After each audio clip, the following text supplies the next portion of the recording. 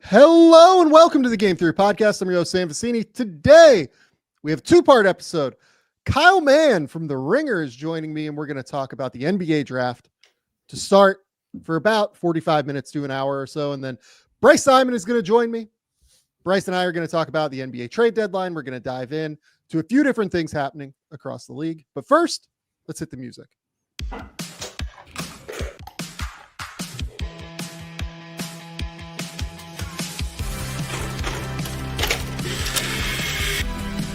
They do have a timeout. Decide not to use it. Way downtown. Bang! Bang! What is this going to be? Wow! Are you kidding me? Hello and welcome to the Game Theory Podcast. I'm your host, Sam Vecenie. But if you watch the tape, what you will see completely orchestrated this game. Kyle Mann is here. What's going on, buddy? What a whirlwind of an intro there. I like that. I like the TVs I grew up watching the NBA on. I'd never seen the intro. If I ever see your show, it's like mid, I'm never at the start of it. So that was a nice treat for me to see that live. I'm sure I had a nice little grin on my face watching it. Nice. How you doing, Sam? What's going on? I'm doing well, man. It's a good time to have you on the show because we want to talk about the NBA draft, which is something that you do an awful lot of over at The Ringer, over at Spotify, anywhere where you get good podcasting platforms. So I'll just kind of ask you this to start. I've asked everybody that I've had on the show just to kind of talk through this, right? And Bryce and I have had this conversation a number of times. What do you think of this draft class? Because I continue to struggle with it quite a bit. And look, like NBA teams, when they're drafting, they only have to find, between 1 and 3 guys, depending on the number of picks. So like a single NBA team doesn't really look at an NBA draft in terms of, is this a strong draft? Is this a bad draft? Whatever, right? But in the public, and when you're trying to figure out where your team is going to pick, when you have a really big level of difference between, you could be picking 20, you could be picking 10, you could be picking 25, right? I think that it is important to have this conversation. So I'll ask you this question now. What do you think of this 2025 NBA draft class as a whole? To start, I think whenever there's a soft draft class, there's this real itching. It's almost like the draft community has on like a full body cast, and they just are like, they're so itchy for talent that they're like, everything on the horizon looks a little bit better. It's almost like the mirage makes their shadow or whatever. I just mix my terms there, but scientific phenomenons, but the illusion of the shadows on the distance are just a little amplified, and we're like, holy shit, there's a giant on the horizon, but really they walk into focus and you see them in the light of the sun. You're like, oh, I thought he's a little smaller than I thought, or maybe he's not. I think there's some of that. It has come down a peg a little bit. I think we were kind of under the impression that we were like I don't know if we were quite in like 2018 territory, but which is like the holiest of holy, quite a draft. But this one, whenever, I don't know if you have this phenomenon, whenever, I don't know if it's a phenomenon, but this thing that happens whenever I look at my board, which we don't have ours out yet, but I have it. It does exist. When I get to like the 10 range, even to the 8 range, I'm kind of like, your feelings become increasingly flaccid. I feel like the take it or leave it feeling comes over me a lot sooner, I think, than I expected. But I also think some of this is kind of driven by, the archetypical kind of archetypal nature that's present in each draft. You hope that you're going to have an offensive primary. You hope, or at least something that you feel confident about that they're going to be that, or you feel confident about. I don't know. I think about like the Evan Mobley Cade thing. Like you hope you can either get an anchor or somebody like that, something like that. And I think this will probably segue into our conversation about the guy who is pretty close. I was talking earlier with somebody about this. He's not unanimous, but he's a strong consensus number one. I think some of that is driven by the nature of his game, where it's not quite as surefire. This archetype is typically what we expect to get with the number one pick.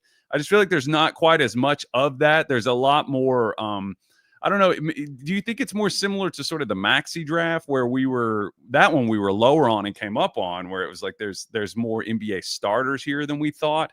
I think we're just kind of landing somewhere in the middle with this group where it's like, yeah, I think there's a good number of starter capable players in this draft, but maybe not quite as many, all NBA type potential type guys. But I also am assuming what you thought about this draft. I'm just kind of going by what the overall conversation I think was like a year and a half ago. Yeah.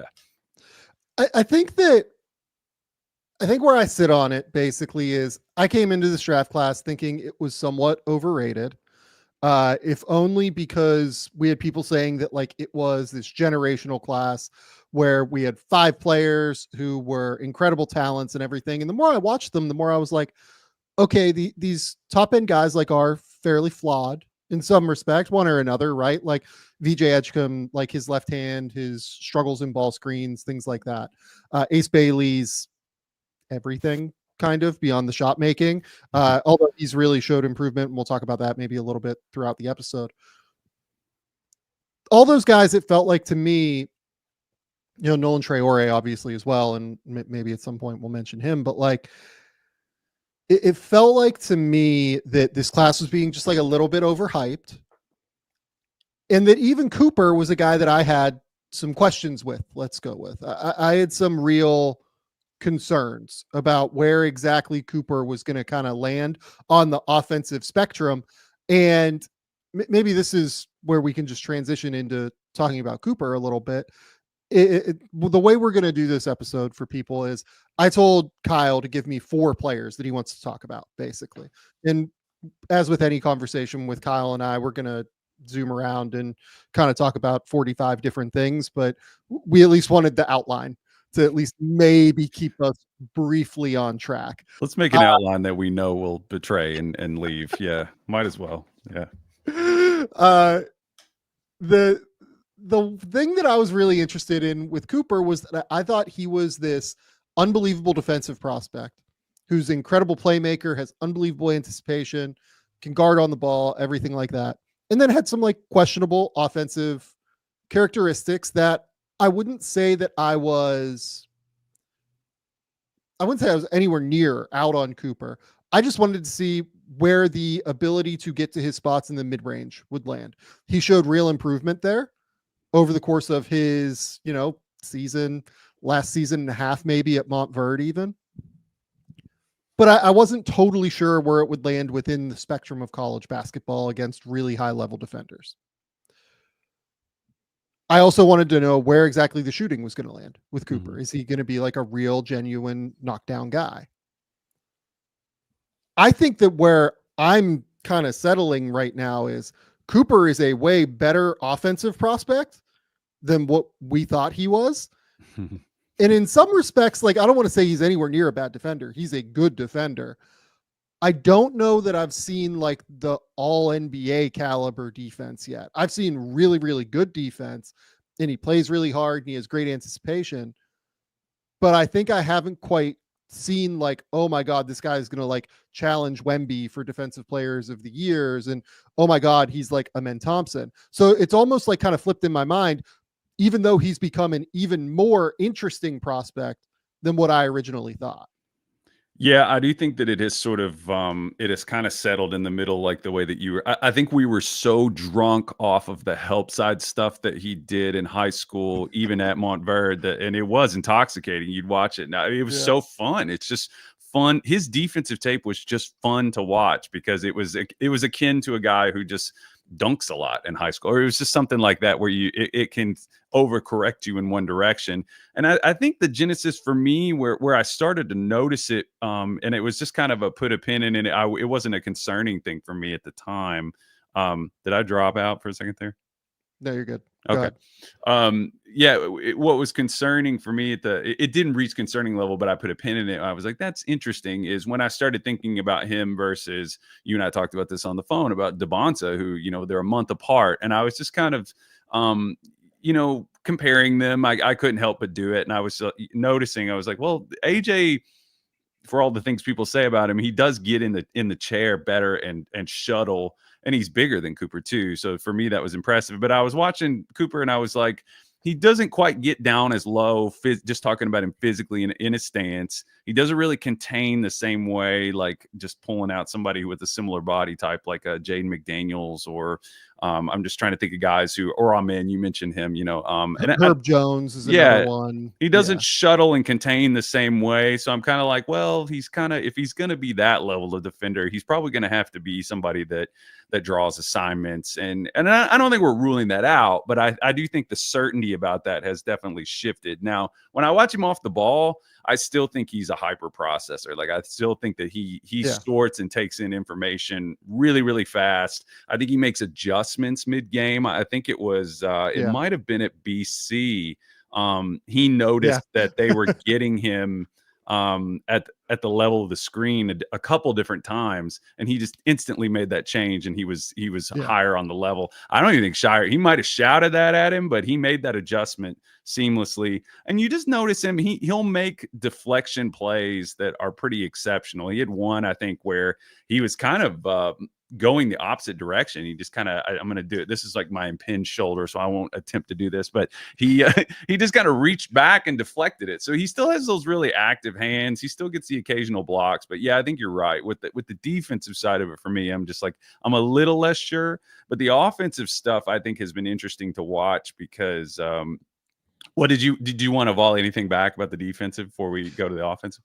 No, I think you nailed the defense. I totally agree with basically everything you said on the defense. The thing that I worry about is just the high hips, the lack of kind of the guys who are unbelievable on the ball defensively in the NBA are the guys who can really flip their hips and really like drop and be able to like cover ground in a substantial way on the ball and being able to change directions in like this immaculate way.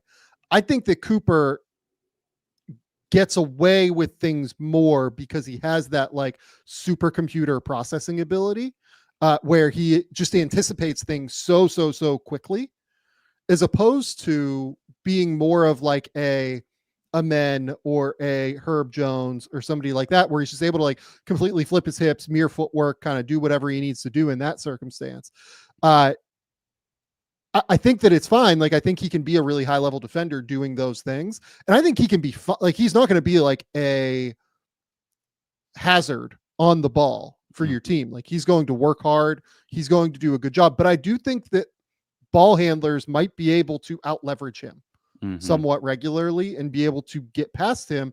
The thing that he does really well, though, is I think he does do a good job of kind of minimizing those concerns by leading his man into where he knows the help defense is. You know what I mean? Like, he is really good at playing to the scheme and making sure that he's filtering everything into Maluach, into Malik Brown, whoever's back there, and making sure that those guys know that he's available.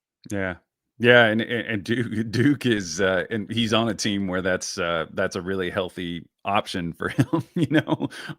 I mean, I like Malik Brown a lot. As somebody just he's just somebody that I have a pin in. Like, I could see him showing up somewhere because he just irritates the shit out of bigs, and he moves really well, and he actually passes pretty well.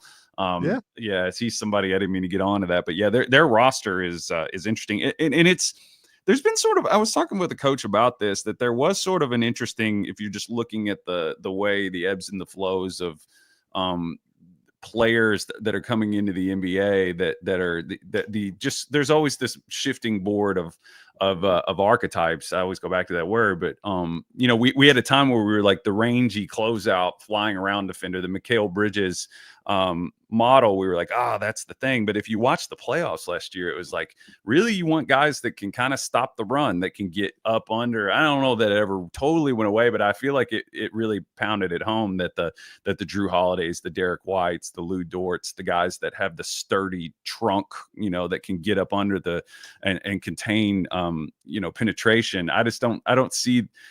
You mentioned Herb, you mentioned Amin. I just don't think that Cooper is as certainly going to check both boxes as like a corrective. Like, the ball handler can get in front of him, he can make a play on it. and also guard the ball. He's just he's not doing both of those things. As I'm not as certain about him doing both of those things as I was in the past. So, yeah, I completely agree with you on all of those things. I'm just let's talk about the offense first before we move to the rest of Duke's roster, because I do want to talk about the offense with Cooper, because the Duke thing is a conversation we can shift into momentarily here, and I think it's really, really important. But what have you seen from Cooper offensively that you really, really like? I mean, a lot of the things that showed up at Montverde, I'm already seeing. I mean, I really enjoyed the past few years, and I talked about this in a video I made back in the fall, that he used the main United those times as like a laboratory for him to improve. And that's honestly the overarching thing that excites me the most about Cooper, is that we talked about in the micro sense that on the floor he is this processor, but in the macro sense, if you have been following his career, and the people who maybe haven't been won't necessarily appreciate this as much, but his ability to iterate is pretty incredible. And those are the guys that I really am the most firm about betting on, is the guys who are conscientious about who they are, but also conscientious about where they want to go, and they have the nature to kind of get them there. And there's some guys in this class that I wish had that in them, because I would bet on them a little more securely. But Cooper, the connective passing has been there. I've been really impressed with that. I guess it really kind of comes down to, what kind of a scorer is he going to be consistently? And then also, what kind of a role, which is going to dictate what kind of a role he has. Right now, I'm pretty confident about him being a great connective passer. I think spot up, he'll be good enough. Obviously, getting to the basket and things like that. But I think the way that Duke has used him has been really interesting, because in earlier in the year, I was at the Champions Classic and I was watching him, and I was like, Shire's riding him pretty hard right now. I mean, in terms of like spread ball screen, in a way that was overexposing him, I think. And some of the things that they've been doing is I always put creators in two different buckets. I'm like, there's the guys who are like the 3 to 5 dribble creators who can handle that kind of information coming in and also score to the level to earn respect. And then there's the guys who are probably like 2 dribble creators. And I think Cooper is kind of in the middle. Whenever they post him up, he's been awesome. Whenever they run him off of those like Bird pin downs, Larry Bird pin downs, you get him in the middle of the floor there, shooting the ball or making a pass, he's been great. So it's just kind of that we're still sort of in that transition of him being able to see a spread floor, and how confident are you about that, I think, is kind of the conversation. I think that's right. And I think what I've been most impressed with on top of that is the footwork, as much as anything. Like, his footwork in getting to his spots has been really, really impressive. Yes, you're right that sometimes it does take him like that extra dribble. Maybe sometimes it takes him the extra second dribble. But what the footwork is doing is it's allowing him to take advantage of those mismatch situations at such a high level within college. Like you mentioned, the post situations where he's able to just completely and totally get to the spots where he needs to get to against smaller defenders, particularly, but also when he posts bigger defenders. I actually think he's really impressive too, because he's able to use those drop steps. He's able to use those step throughs. Like, if you get a smaller guy on him, like Boston College game, you mentioned that, like Boston College just plays a number of smaller defenders, and they were able to just kind of power through, and he was able to just get those guys on the block, use his shoulder, and just get to like that little mini hook shot. But like, he'll hit a step through, he'll hit like a reverse pivot, he'll hit a lot of different circumstances. And then like, he had one play against, I think it might have been Pitt, where Cam Corrin, who's like his size, basically was guarding him. I think it might have been the first play of the second half, where like he takes a ball screen, dribbles right to left, and then gets to like a fluid step back, like not like an NBA style, like you would see Kawhi Leonard doing this like step back. And I'm like, okay, so a lot of the time you have to like actually kind of reverse pivot and use your footwork to be able to get to your spots. Now we're like incorporating the balanced footwork that we're really looking for, and able to be like one of the shot creators, kind of like you're saying, to be able to get to spots, 1 to 2 dribbles, as opposed to, 4 to 5 dribbles, so like someone like Ace Bailey. Yeah. It's not that I'm against him dribbling that much. I guess it's just kind of where he is, I think, in his progress. I mean, I'm pretty I've mentioned this a lot. Like if you look at kind of where Tatum was at the same time, I'm like, are you going to really look? I think Cooper is a better, like in terms of the types of passes he makes. I think he reads the floor as good or better than Tatum at the same age. I mean, actually, I think he's better. I wouldn't even hedge on that. So I think that. The other thing too is, he still does a lot of the stuff. Like if he goes left, he's gonna spin back and take that little fade. I kind of wish he would take that one out of his game. He does that against bigs frequently, where he'll drive left, and if he's kind of near the circle, he'll spin back the other way and take a little falling, fading jump shot. The other thing that I've been really encouraged by that I think is going to be in this sense, he kind of reminds me of like Chet and Anthony Davis a little bit, where. Even though he is skinny, he around the basket finishes with touch a lot through contact, even though he's not as physically mature as a lot of these people that he's playing, which to me is an indicator of, okay, eventually when the other stuff catches up here, I mean, this isn't difficult math to do. It's gonna even out, and he's gonna be a pretty good finisher. So I don't have the number in front of me, but I feel pretty confident about that. I had somebody, I was kind of debating this with somebody. I was like, eventually, who do you think is like for sure the better, more reliable catch and shoot player? Do you think between DeBonce or Flagg? Oh boy. Because I said I wouldn't be surprised if Cooper ends up better, because I like his mechanics, man. I mean, we could talk about this, but yeah. So yeah, the mechanics are actually something that I did want to bring up with you, and maybe we'll move on after this. But like the Debanza comparison is interesting. Man, I'm like really thinking through this because I haven't done this yet. Sorry, I put you in your spot on your own show. I have a tendency. No. I love it. My answer on a lot of this with Cooper, based off of what we've seen this year, based off of what I know of the intel, of the human being, of everything like that, is like, I kind of just don't put anything past him is the issue. Like in a vacuum, my answer is probably Debanza based on how they've looked at similar ages as shooters. But I can't sit here and tell you like for certain that it's AJ, because I just believe in the human being. And like, this is the ultimate thing with Cooper, right? Is the ability to he's like an insane worker, which everybody knows, right? Like he's just this crazy, crazy, monstrous worker. That's not new information, but he is a crazy worker that also is, very, very, very, very coachable. And I think has like the best compete level, like just pure, like when I talked to John Shire in the preseason, he was just like straight up, like what he has brought us on a night in, night out, practice by practice basis is competitiveness. Like every single time that dude steps on the court, it's all about competitiveness. It's all about winning. It's all about doing the right thing.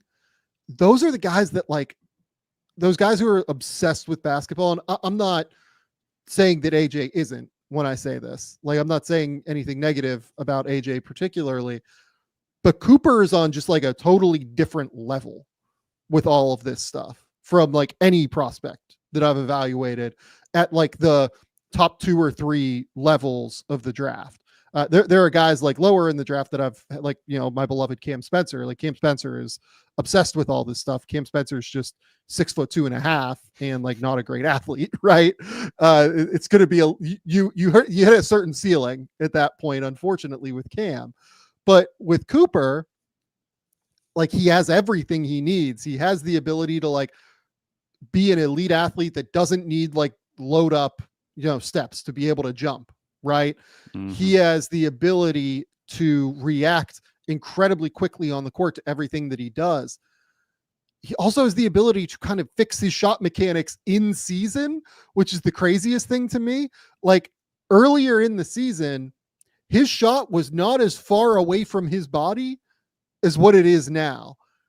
If you look at the shot now, it is way smoother and way cleaner than what it was even in the early portion of this season a couple of months ago. So I just Yeah, and you'll hear coaches and that's him. Man. I mean, you'll hear coaches say they don't like to go there with that kind of stuff because you can open a problem with and I think it speaks to how competitive he is. I know we're really tilling fresh earth here with this, that the number one player is the number one player, but I just think in terms I'm with you. And I think that's what's so special about him is that I think he's going to be an elite role player with avenues for improvement that I absolutely would not bet against, just because he's going to be a support. I mean, I threw out a bunch of comps of just guys that the range of impact is the thing that always made me think of Chet and AD. He's not obviously the same type of player, but I just think he's going to do so many things well and contribute to winning. And he's a culture guy too. So I think he nailed it. If you just watch his body language, he's an insane person. He just wants to win. And I increasingly, this seems overly simple, but I increasingly just filter guys on that. Just if I listen to him talk, I do too. I'm he's bright, he's competitive. That is just huge. I feel like the threshold, the cost of entry into the NBA, it just keeps going up because the flow of information keeps going up. And if you drown in that and you're not interested in that, you're going to wash out of the league. So, and Cooper's just not that type of person. He's going to thrive with it. Yeah. No, I completely agree with you. And, the way that I phrased Cooper in the big takeout that I wrote earlier this week was, he has the best mix of high ceiling outcomes. I can sit here and make a case for why he's the next Kawhi Leonard very easily, I think. But he also has this incredible blend of high floor outcomes too, where you look at it and you go, okay, there's basically no way that he's not a better version of Aaron Gordon if everything goes wrong. Yeah. You know what I mean? It's just really hard to come up with the case for why he doesn't at least work on a winning basketball team as a great role player due to his anticipation, his passing, his athleticism, his competitiveness, everything like that. But then you throw in oh shit, there's way more here. There is way, way more that he is capable of bringing to the court. I don't know. People have said he's the more that I watch Cooper Flagg, the more I'm this actually, he might be a better prospect than Zion. Everybody kind of compares Zion as the guy because they both went to Duke, and we remember Zion. I was talking to you, we remember Zion's incredible run through the month of February where he averaged 25 points and 8 rebounds and 2.5 assists and 2.5 blocks and 2.5 steals. But we did know because of the injuries that there was a real floor outcome with Zion. Yeah. We had some worries there. And Zion's floor is that he just can't play, unfortunately, right? I was going to say that February was back when I still had hope that he could be an elite defender. Still am baffled by that one, but yeah. And I think the availability part of it, is key. I would still go to bat and say that Zion's ceiling, whatever that was at the time, was better than what Cooper's ceiling probably is at the end of the day. Yeah. Zion's probably not going to hit that ceiling, but Cooper's floor outcome is so much higher than what Zion's is. Because they're also, knock on wood here, there have been no injury concerns. Yeah, I wasn't even going to speak that into the air, Sam. Yeah. So how dare you do that? Just for the spirit. No, I know, but that's kind of where I sit on it. I had him kind of in a cluster of guys. Of I said, he's just kind of in this cluster of Marion, Batum, Kirilenko, elite impact winning type guys that as we kind of the analytics and internet era kind of came back around, we kind of re-legislated them, I think, and reappreciated them. But I just think he's somebody, even if he's not your superstar, I've said this elsewhere, but even if he doesn't end up being your ceiling superstar, like you were saying, he's somebody that a superstar needs. You have to have this person to, he's the right-hand man to the guy carrying the load. And he's going to be, indispensable, I think, for wherever he lands. It'll be an interesting conversation. It was like, is he for sure the number one pick, no matter who gets it? I mean, because I think that ship has sailed. In yeah, all honesty, yeah. yeah. Well, if all the things that we are talking about are true, it wouldn't make sense for us to come back and be like, well, it's like, yeah. I mean, he applies to. He's, I always use this phrase, he's a universal donor, but typically when I say that, I'm talking about a guy who can knock down shots and run pick and roll for you. But he's sort of a different type of it because he's the range of offerings is just so wide. Yeah. I fucking love the universal donor theory. That is fantastic. Okay. Do you want to talk at all about Duke, or do you just want to move on to some of our other players that you wanted to talk about? We can talk about whatever you want, man. It's your show. I mean, we can talk about, whatever. Yeah. Whoever you want to hit on. I'll ask you this question. I keep going back and forth on Khaman Maluach in a real way. Me too. The numbers say what they are. Like, his numbers are absolutely insane. And like the efficiency numbers, the block numbers, you can look at like the box plus minus numbers, like whatever you want to use. Right.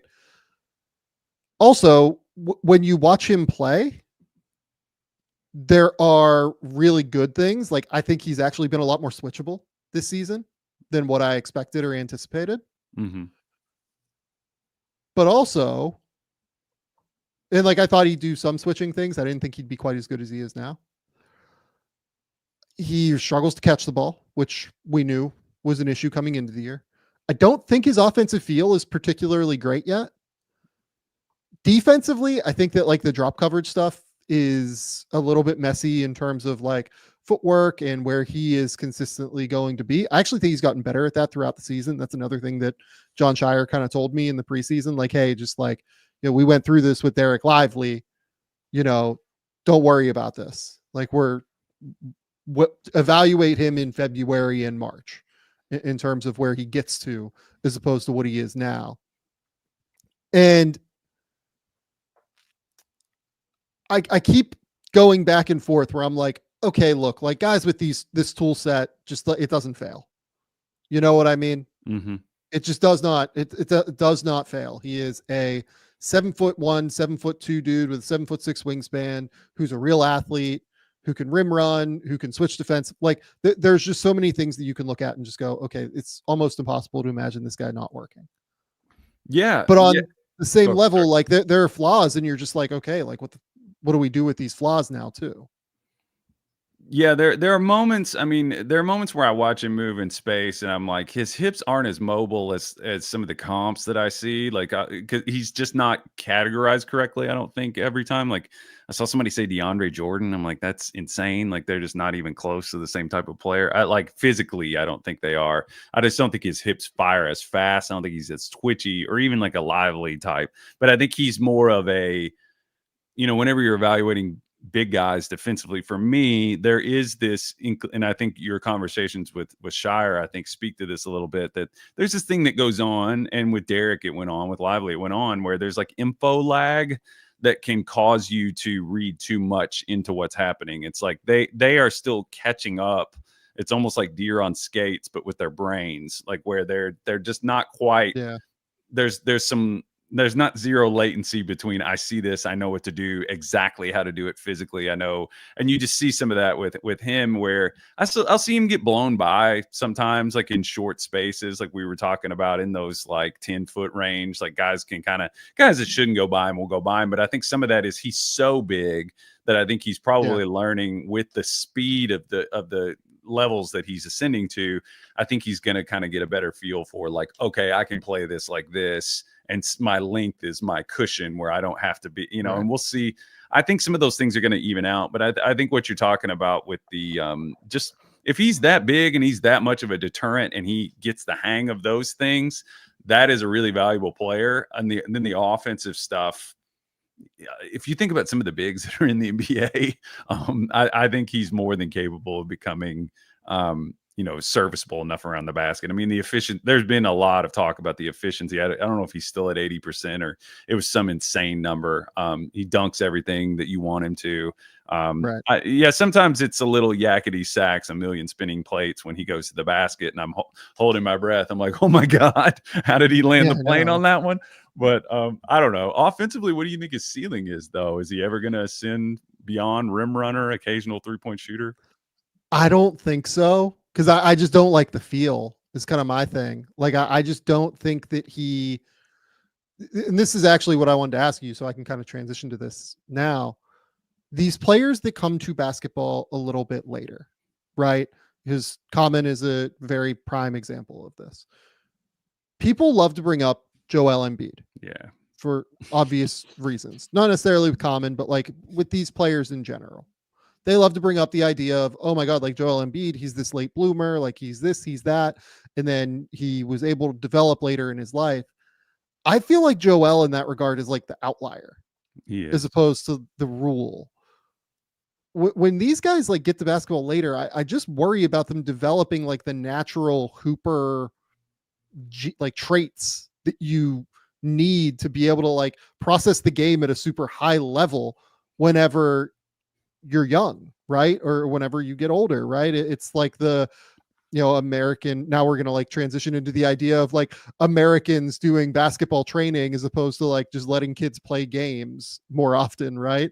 But it's like it's a little bit like that on some level with some of these kids that get to basketball late. And I just wonder if, okay, yes, like Khaman has like all of these tools and he's definitely an NBA player in some respect, but between that and the hands, I struggle to just go, oh no, he's going to be like the difference maker and the guy that, like, I don't think he's Derik Lively. Derik Lively just had way better traits and instincts. And I knew that he knew like how to play on offense. Right. Mm-hmm. And he was way more versatile in ball screen coverages.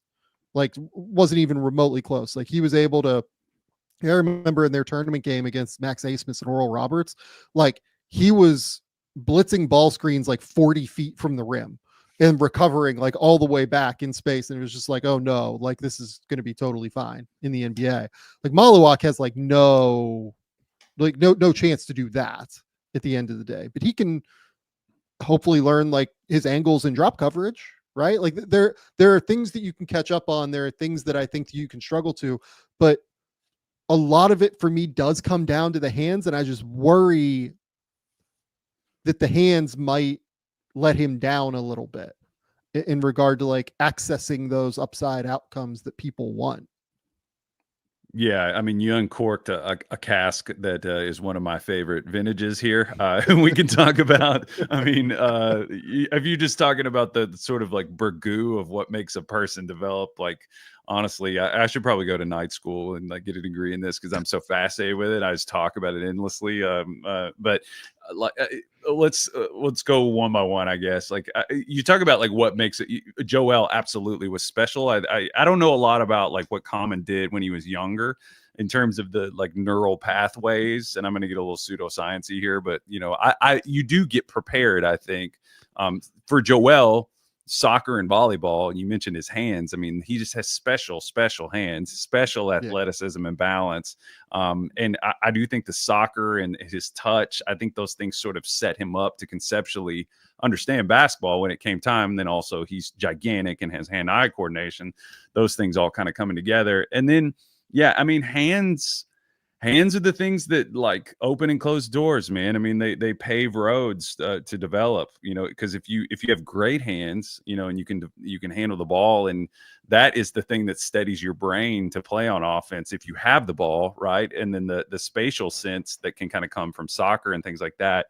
Or whatever, those, you kind of want those things to be in place so that a person can accelerate and develop once they get to this point, like you were talking about. Because if you don't have good hands and you don't have that spatial sense, it is tough. Like it is going to put a hard ceiling on. You can still achieve some things, but I'm with you on like physically, Lively is just very different. And, his whole development isn't contingent on this. Like, is he as good as Derik Lively? Is he's the same as Derik Lively or Joel Embiid? No, but those are special cases. And I think, Lively's ability to like chop his feet and move his hips. I mean, it's like I haven't asked, the sports science people about that, but I would bet a sum of money that he's in like high percentile for his size. So yeah, for Maluach, I have kind of a safe floor for him, and I'm with you where I'm not as deterred by sort of the ceiling that I'm less confident about. Yeah. And the reason that I bring up Maluach is because I think that he transitions really nicely into one of the players that we wanted to talk about today. He is the polar opposite of Derik Queen. Like there's just not another way to say that. Like you look at the way that Derik plays and you look at the way that he plays, and it's just totally different. They're different players. They're different across the board. They're different in the way that they think about things. They're different in the way that they, kind of go about the world. You saying Cooper is the opposite of Derik? Is that what you're saying? No. Or Derik Maluach? Queen. Derik Queen is the opposite of Maluach. Oh, right. Okay. I was saying who is Derik the opposite of? Yeah, totally. Yeah. So who do you like more of that duo? Let's just start there and kind of go from there and talk about Derik a little bit. Of the duo of Derik and Maluach? Yeah. That's a good one, because earlier in the year it was like, yeah, they're so different. It's like, do I really want to pit them against each other? I mean, it's probably more Maluach or like, I don't know who he's even Rocco. I don't know. like, Rocco is behind these guys developmentally. Like, I think not the way to put it. Yeah, it's I agree. Derik is so confounding for me because he just kind of has that Sam Perkinsy. I'm trying to think of another player who's like this, who just has this gait, this laissez-faire kind of gait at times. In sort of the parts of the game, I think he's opposite of where you watch Cooper's eyes and feet and posture, the way he's watching the game. Cooper, even if the ball's on the other side of the floor, Cooper is dialed in on it as if he is actively a part of the play. And Derik at times, and this has been kind of my thing with him, is he will just kind of be chilling, and then all of a sudden he is in the play, and he's made a little calculation that has put him in a poor position. And you see it a lot where there'll be a ball screen and he'll just be standing straight up, or there'll be a shot will go in the air and he's standing straight up. Or, on offense, we love guys that pull you into their worlds and force you to live in it. And he does a little bit of that. But on the defensive side of the ball, it just drives me a little crazy sometimes, because it drives me especially crazy because he has really, really exceptional natural sense for angles, and his hand-eye coordination on defense is awesome. Like, he'll get a hand on balls and I'll be like, how did he, like, he just has a knack for that makes me think that if he ever does kind of, flip the switch on some of those things, he'll be great. But we'll just do the defense and then we can talk about the offense. What do you think about that? So the defense kind of drives me a little bit crazy, if only because I feel like the effort is not there consistently. We were the only two that felt this way also, by the way, because I feel like I was arguing with everybody for a while. Yeah. About the only person that agreed with me. Like, he's not a consistent effort guy on defense. Like, watch him like close out onto shooters. Watch him, like, he's super upright. He has these moments where he is engaged and like will try to switch and like will give effort. But like, even in the moments where the tape goes okay, in terms of like him, I guess, like sort of forcing a miss, it's not the kind of tape where you go, oh, this will work in the NBA. Oh, he'll be fine whenever he's like out in oceans of space on an island, as opposed to like a college basketball court on an island where he has like help kind of all around him at the elbows and coming down from the corner or coming up from the corner and things like that. Like, I just don't right now, based on current version of Derik Queen, I don't think he will be an effective defender in the NBA. Point blank. Like, I think the hands are really great. I think you're 100% right about that. I think that his instincts are really great. I think that his overall basketball IQ is really, really, really high level. It's terrific. Yeah. But the second and third efforts that you need to give as a big in the NBA, let alone a big that has like kind of slower feet. That's really what worries me with him. Because That's he's what not concerns me. He's not making those corrective plays. I mean, you're not seeing him like erase something like because so that kind of puts even more pressure on what we're talking about, where it's like, you can't have the closeouts.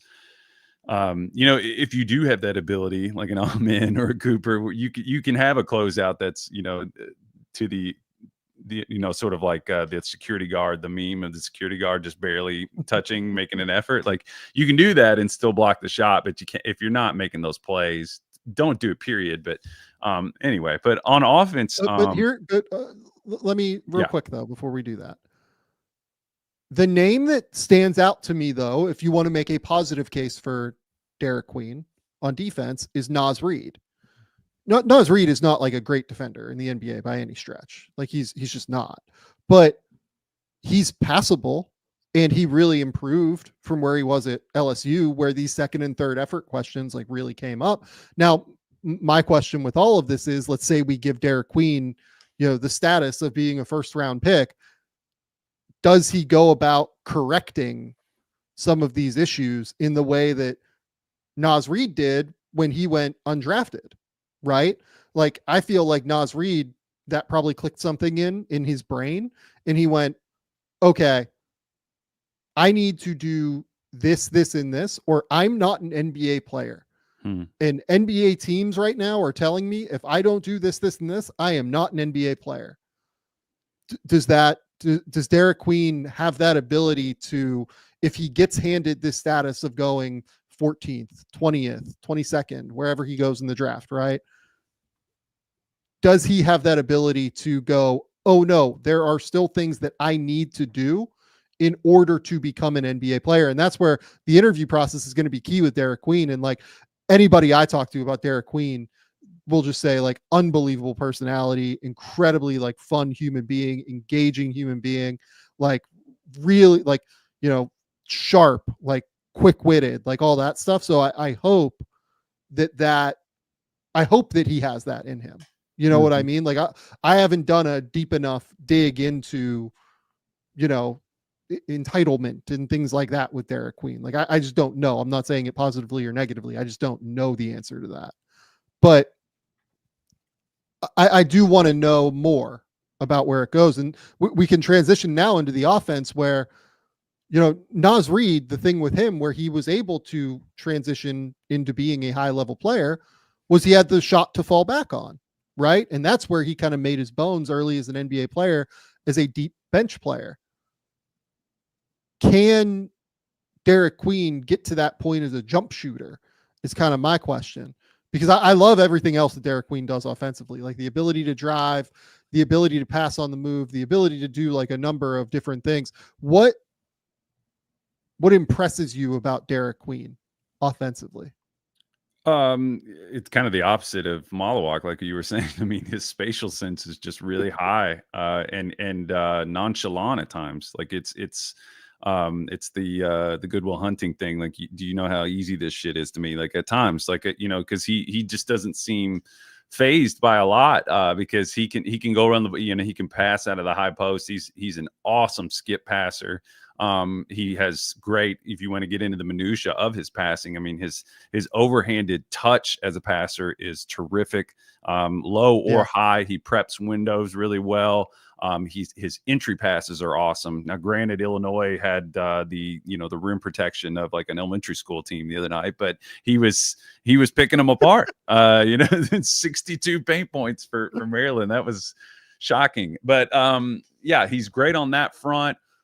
He has old man game around the basket that's just hilarious at times. Like he's just like, okay, he just knows instinctively what he's going to do. There's a little bit of the Trevion Williams thing around the basket, just but he's even more versatile than Trevion. And I guess the other kind of the thing, I'm confident about all those things. Like I know he'll do that. I know he'll be able to pass the ball, and I think it'll translate. He'll be an awesome kind of secondary, if there even is such a thing as a secondary hub, but he'll be a great additional passer. But like you said, the shooting, is he going to be able to like lean on that the way Naz did? Is he going to be able to come into the league and be like a minus defender and not be a floor and be like a heavily conditional offensive player? Like, Yeah. no, yeah, that's a Like problem. So what NBA coach is going to go, we're going to run our stuff through Derik Queen, which is kind of what he would have to be early on in his NBA career, given the lack of shooting right now.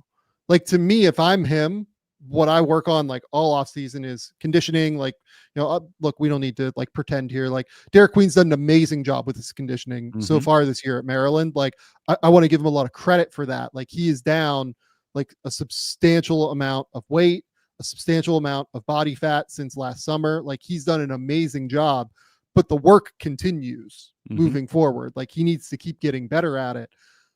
Also, he needs to work on the shooting. Like, the shooting is the next step to me. If that comes, then it becomes much easier to get him on the court early in his career. If it doesn't come, I kind of don't know where the reps come from. Is my like I'm a little bit worried, maybe, is what I would say about where the reps come from, because like somebody brought up like Domantas Sabonis in the comments, right? And if you remember, like Oklahoma City had no fucking idea like what to do with Sabonis early in his career. Like, they just weren't sure how to utilize him. They used him as almost like a corner 3-point shooter a lot of the time. And I worry about that early on for Derik Queen, like a team struggling to kind of fit like a square peg into like the round hole of their offense that they need. yeah, that's a lot of the interesting, a lot of the interesting conversations I've had about Queen have been about lineup type things. And I'm like, if you put him with like a massive stretch five, somebody that can, space so that there's less pressure on him to space. But then you also, it's like he's not a huge dunker spot. Like, he's not above the rim a lot. It's just that kind of thing. It's like, how do you use that? And I guess what it kind of comes to is that with the shooting, when I watch him shoot in the mid range, he has a pretty effortless stroke. I like his touch. It's a little odd. It's a little odd. Like, he shoots it off like exclusively off of he used to do this. I don't know if I've noticed he's not doing it as much, but off of his right hip. It's just, if you're betting on it, do I think that like a competent like shooting program could get him to like 32 to 34, maybe even 5 range? It could happen. It could. I mean, it's just kind of like, how often is he going to be taking them? Probably not a ton. I think he's probably going to be somebody like, my feet are set. I have a 1 Mississippi here. I'll take it. I don't think we're ever going to see much beyond that. Yeah. I mean, that's not, I don't want to say that's like a huge problem, but it's a problem in terms of him getting early minutes, if that's the case. Yeah. I mean, look, like I don't know if you answered the original question. Did I fail to do Khaman that? I've been known Derik to do that. Yeah. I struggle with it though. Like I feel like when Bryce asks me questions like that on the show, I often try to practice avoidance on it too. And look, I go back and forth. I really do. And like Thomas Sorber is another one. That's what I was going to ask you. Is it's more of a Sorber versus Queen question for me. Who's your preference? Yeah. I think I go Sorber there because I think Sorber's defensive ability is just better. I think his movement is better. I think that his instincts are better defensively. I just kind of trust that to work a little bit more. I think he's longer as well. Just like kind of looking at them and watching the two of them, it feels a little bit easier for him on defense, especially as a rim protector. Comparing those guys to Maluach is probably like just more like team by team. What are you comfortable with? Right? Like, are you comfortable playing a center in the manner that you have to play Derik Queen? If you're not, I honestly completely get it.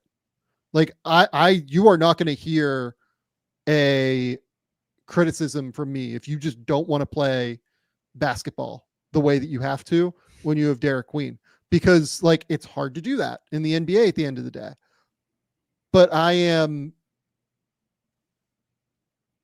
there is part of me, I go back and forth with Queen a lot. Like, I've gone from like 11 to 25, like somewhere in that ballpark, depending on like the day, the month, the year, like who knows. I've been even wilder with it, man. I've had games where I've bumped him like to 5. I've had him like I've bumped him way up just because I love his talent, I love his feel. But when someone puts the water gun to your head and says like, hey, what about this, this, and this, and you start thinking about the details of it, it's like I love the feel, I prioritize feel, I bet on it. But like you were saying, I mean, what's your rim protection like if this guy's playing 5? Yeah. Like you're leaning on his offense, which has questions, and like we were saying, I love his hands, but he's not getting up and making plays like at the rim, like we were saying. Like he's not blocking shots up there. He's more deflecting and getting his hands on passes. I just think it's going to be tricky where however you play him. That's why I was like, is part of his progression going to be find a way to not have to play center? Because I think that's going to be a big part of it for him, honestly. Okay, so we had 2 more guys we wanted to talk about, and I think that they're actually fun to compare and contrast in the same way that we just did with Maluach and Queen, actually. So you told me that you want to talk about Egor, Demin at BYU and Labaron Philon at Alabama. Both point guards, ostensibly. Both very different. Both have a lot of concerns. Both also have these like fairly special skills, especially Egor. Like Egor's passing, like every time I watch him, I'm just like, this is like truly elite and special. Like his vision is just like unbelievable. Let's start with Egor real quick and then kind of move to Philon. Like where are you at on those 2? Well, at the beginning of the year, I had Egor at 2, and I was like, if he's going to score like this, I was like, if he's going to score like this consistently over the course of the year, I was like, we're going to have some conversations. It's going to disrupt everything. Yeah, no, me too. Because that's like one of the highest archetypes for me is the way he was breezing through coverages was alarming to me, to the point where I said this on another show, but I was like, I hadn't seen anything quite like that since like LaMelo, since Halliburton. Like it was that level of passing and floor raising. But it's the thing you and I have talked about, you know, that's a responsive skill set. And if people don't respect, if there's nothing to respond to, you know, if you're not a threat to score, that's pulling the rug on you, pulling the chair on you pretty severely. So, and what we've seen lately is that's been the case. So it's kind of like, and from the conversations that I've had, like people on the team side aren't as concerned about it, which makes you wonder, like, is that a question of if the talent around him is higher? Because by BYU standards, this is a pretty talented team, but you know, going forward, are those things going to be able to pop? And I've heard a lot of people say Josh Giddey, but it's like, you know, Josh was built a lot sturdier, and he had that kind of middle kind of flip shot game in the lane and things like that. And, you know, Egor just doesn't quite have that yet. So yeah, a couple things on the Josh comparison, because, you know, obviously living here, saw Josh live a few times, like, you know, when nobody could, like you had to like really fight to get into the country here. You had to do like 14 days in quarantine. I think that like Toronto and Oklahoma City and maybe one other team were like the only ones that really did it. Josh, I think, was a worse athlete than what Egor is. I think that's true. I think Egor is like a pretty fun, real athlete for his size. And I think that oftentimes in the college game, those guys tend to have issues being able to navigate the tighter lane that you'll find in college. Now, BYU does like a fairly decent job of spacing the court, like with Kevin Young, like they do a good job of, for the college game, of just like trying to find different avenues. But like this BYU team isn't like filled with monster shooters either, right? So you look at what they do, and like teams are able to just like collapse in the lane on Egor in a way that they aren't always capable of with other players in college. Like Labaron Philon, for instance, is just smaller. He takes up less space within the college game, and that space actually matters for him to be able to zoom in and out. It's kind of why smaller guards in college, I think, are quite valuable as compared to bigger guards. The offensive zone is just smaller at the end of the day. It makes it like a little bit easier. Now I agree with you totally. Like my issue with Egor coming into the year and why I had him way lower than everybody else was I just don't see a world where he scores. Like that was my problem. And then he came and like the shot looked fairly fixed. And now he's like kind of lost those. It feels like to me he's kind of lost those mechanics a little bit. He's wavering in terms of release point every single time that he shoots it. I think it's like a confidence thing now more than because, again, like he kind of worked through the shot a little bit. And like he doesn't have that like muscle memory on the shot yet to where it's like, okay, I know that, with this not going in, like I just need to trust the process and it's going to be fine. Halliburton was the name I used, like a bigger Halliburton when I thought he was going to be like a real shooter early on. We had these questions about Halliburton too. Like even all the way up until his first year or so in Sacramento, it was like, okay, we love all these things, but it's like, where hypothetically is the scoring going to come from? I didn't realize he'd quite become the shooter he did, but yeah, I mean, but Halliburton also was a level to level a better shooter, at that point. Yeah, like Halliburton was a consistent 40 guy from 3 at Iowa State, and like Egor is just not that. He doesn't have that touch, right? So I'm not totally sure what to do, I think is my issue with Egor, because I was with you. Like, I love the passing. I think it's super special. I think the ball screen ability is super, super special. I just don't. I don't know, man. What do you become if you're not that, because that level of creativity, I mean, it's like I always say, it's the Rubio dilemma, but he's 6'8", pushing 6'9". So it's different, but it's, who are you if that's the case? Yeah, and like I've seen people bring up the idea of him being like Denny Avdia, right? Denny has always just kind of been a better defender than him. And like, I feel like Egor has way more ball skill, and I think Egor probably wants to be a point guard at the end of the day.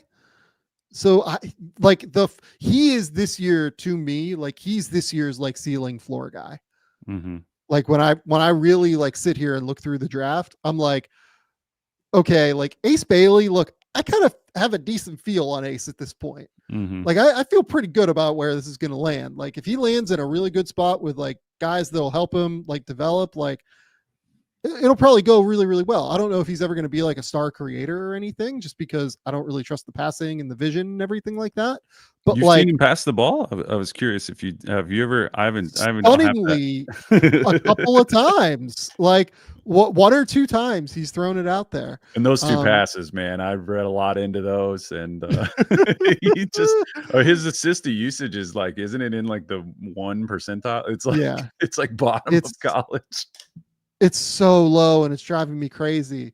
But like with Egor, like I have a pretty good sense of, or with Ace, like I have a pretty good sense of what it is. With Egor, it's like, okay, if this doesn't work, he might be like a bench player that struggles to get on the court, like in a real way. If it works, he might be like really good. Like really, really, really like high end, like Josh Giddey outcome with like defensive traits that could allow him to succeed defensively in a way that Josh has struggled with, because he just has the high hips. He's kind of stiff athletically. Like it doesn't totally work that way. Yeah, man. Like I really like Egor, but it's tricky. And then with Philon, like so much more of it is functional. He's just small and doesn't shoot it well. So where are you on Philon? Doesn't shoot it quickly is what I would say. If he can just speed the shot up, man, I love his connectivity so much. Like I just think, I was thinking about him as opposed to like if you swapped Labaron into like the Arkansas situation for like Fland or someone, like he's just somebody that makes guard synergy work because he's so willing to toggle between roles. And I honestly fell in love. Like, is he ever going to be just a pure like balls to the wall scorer? I don't think so, but I think he scores enough to keep you honest. I mean, he made some daggers against Kentucky, I can tell you that. But yeah, I mean, he yeah, every time it went up, I was like, that fucker's going in. I know it. But I really fell in love with him, man. I saw him play for Link last winter. And Yeah, I mean, he's somebody that just runs down challenges too. Like if you kind of read and follow his story, he was just a very decorated high school player where he came from and ended up at Link and just kind of accepted that challenge, but also shifted roles when he went there and was just a winning player. Boom, hit the ground running, went. And I just think that I would bet on him. He's somebody. We're talking about betting on work ethic and IQ and things, and he falls squarely into that category for me. And the shot's not broken at all, I don't think. So it's just kind of, he has some specific things, like it needs to speed up, it's slow. So the dynamism of his shooting is definitely narrow right now. But you'll hear people talk about their team, and they came into the year thinking that Darian was going to be the featured freshman guy, and it's just like Labaron's just taking that away. He's indispensable for them. Like he's in all their most productive lineups. I'm a big fan of him. He's probably 6'3", would you say? Is he maybe a generous 6'2"? I don't know. I was gonna say, like, I'm gonna bet that it comes in like 6'2.5" to 6'3", something like that without shoes.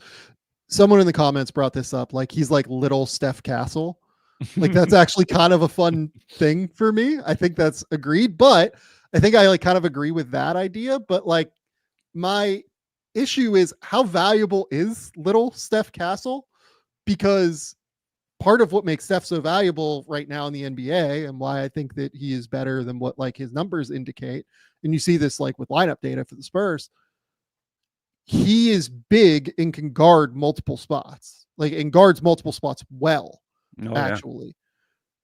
Whereas with Philon, like he's really only going to be able to guard like ones and twos at the end of the day. And like, honestly, there are probably some twos that are physically going to be able to powerfully kind of throw him around, in my opinion. Mm-hmm. So I don't know what to do, man. It's tricky. Well, what made this is just a pure hypothetical, just to throw it in there for discussion. I mean, what made Mike Conley different though? I've thought about that a lot, with the size and the shooting and the feel and things like that. It's just those guys just kind of find a way to stick. But I don't know. I would throw that. You were covering that. No, that's a long time ago. You're not that old. I was trying to think. No, I was still in high school for Mike. I think it was 2 years before I got to Ohio State. Because Mark's a year and a half. Titus is a year and a half older than me, and he came with them. So yeah, that's right. I think. Yeah, he'd be an interesting one to study.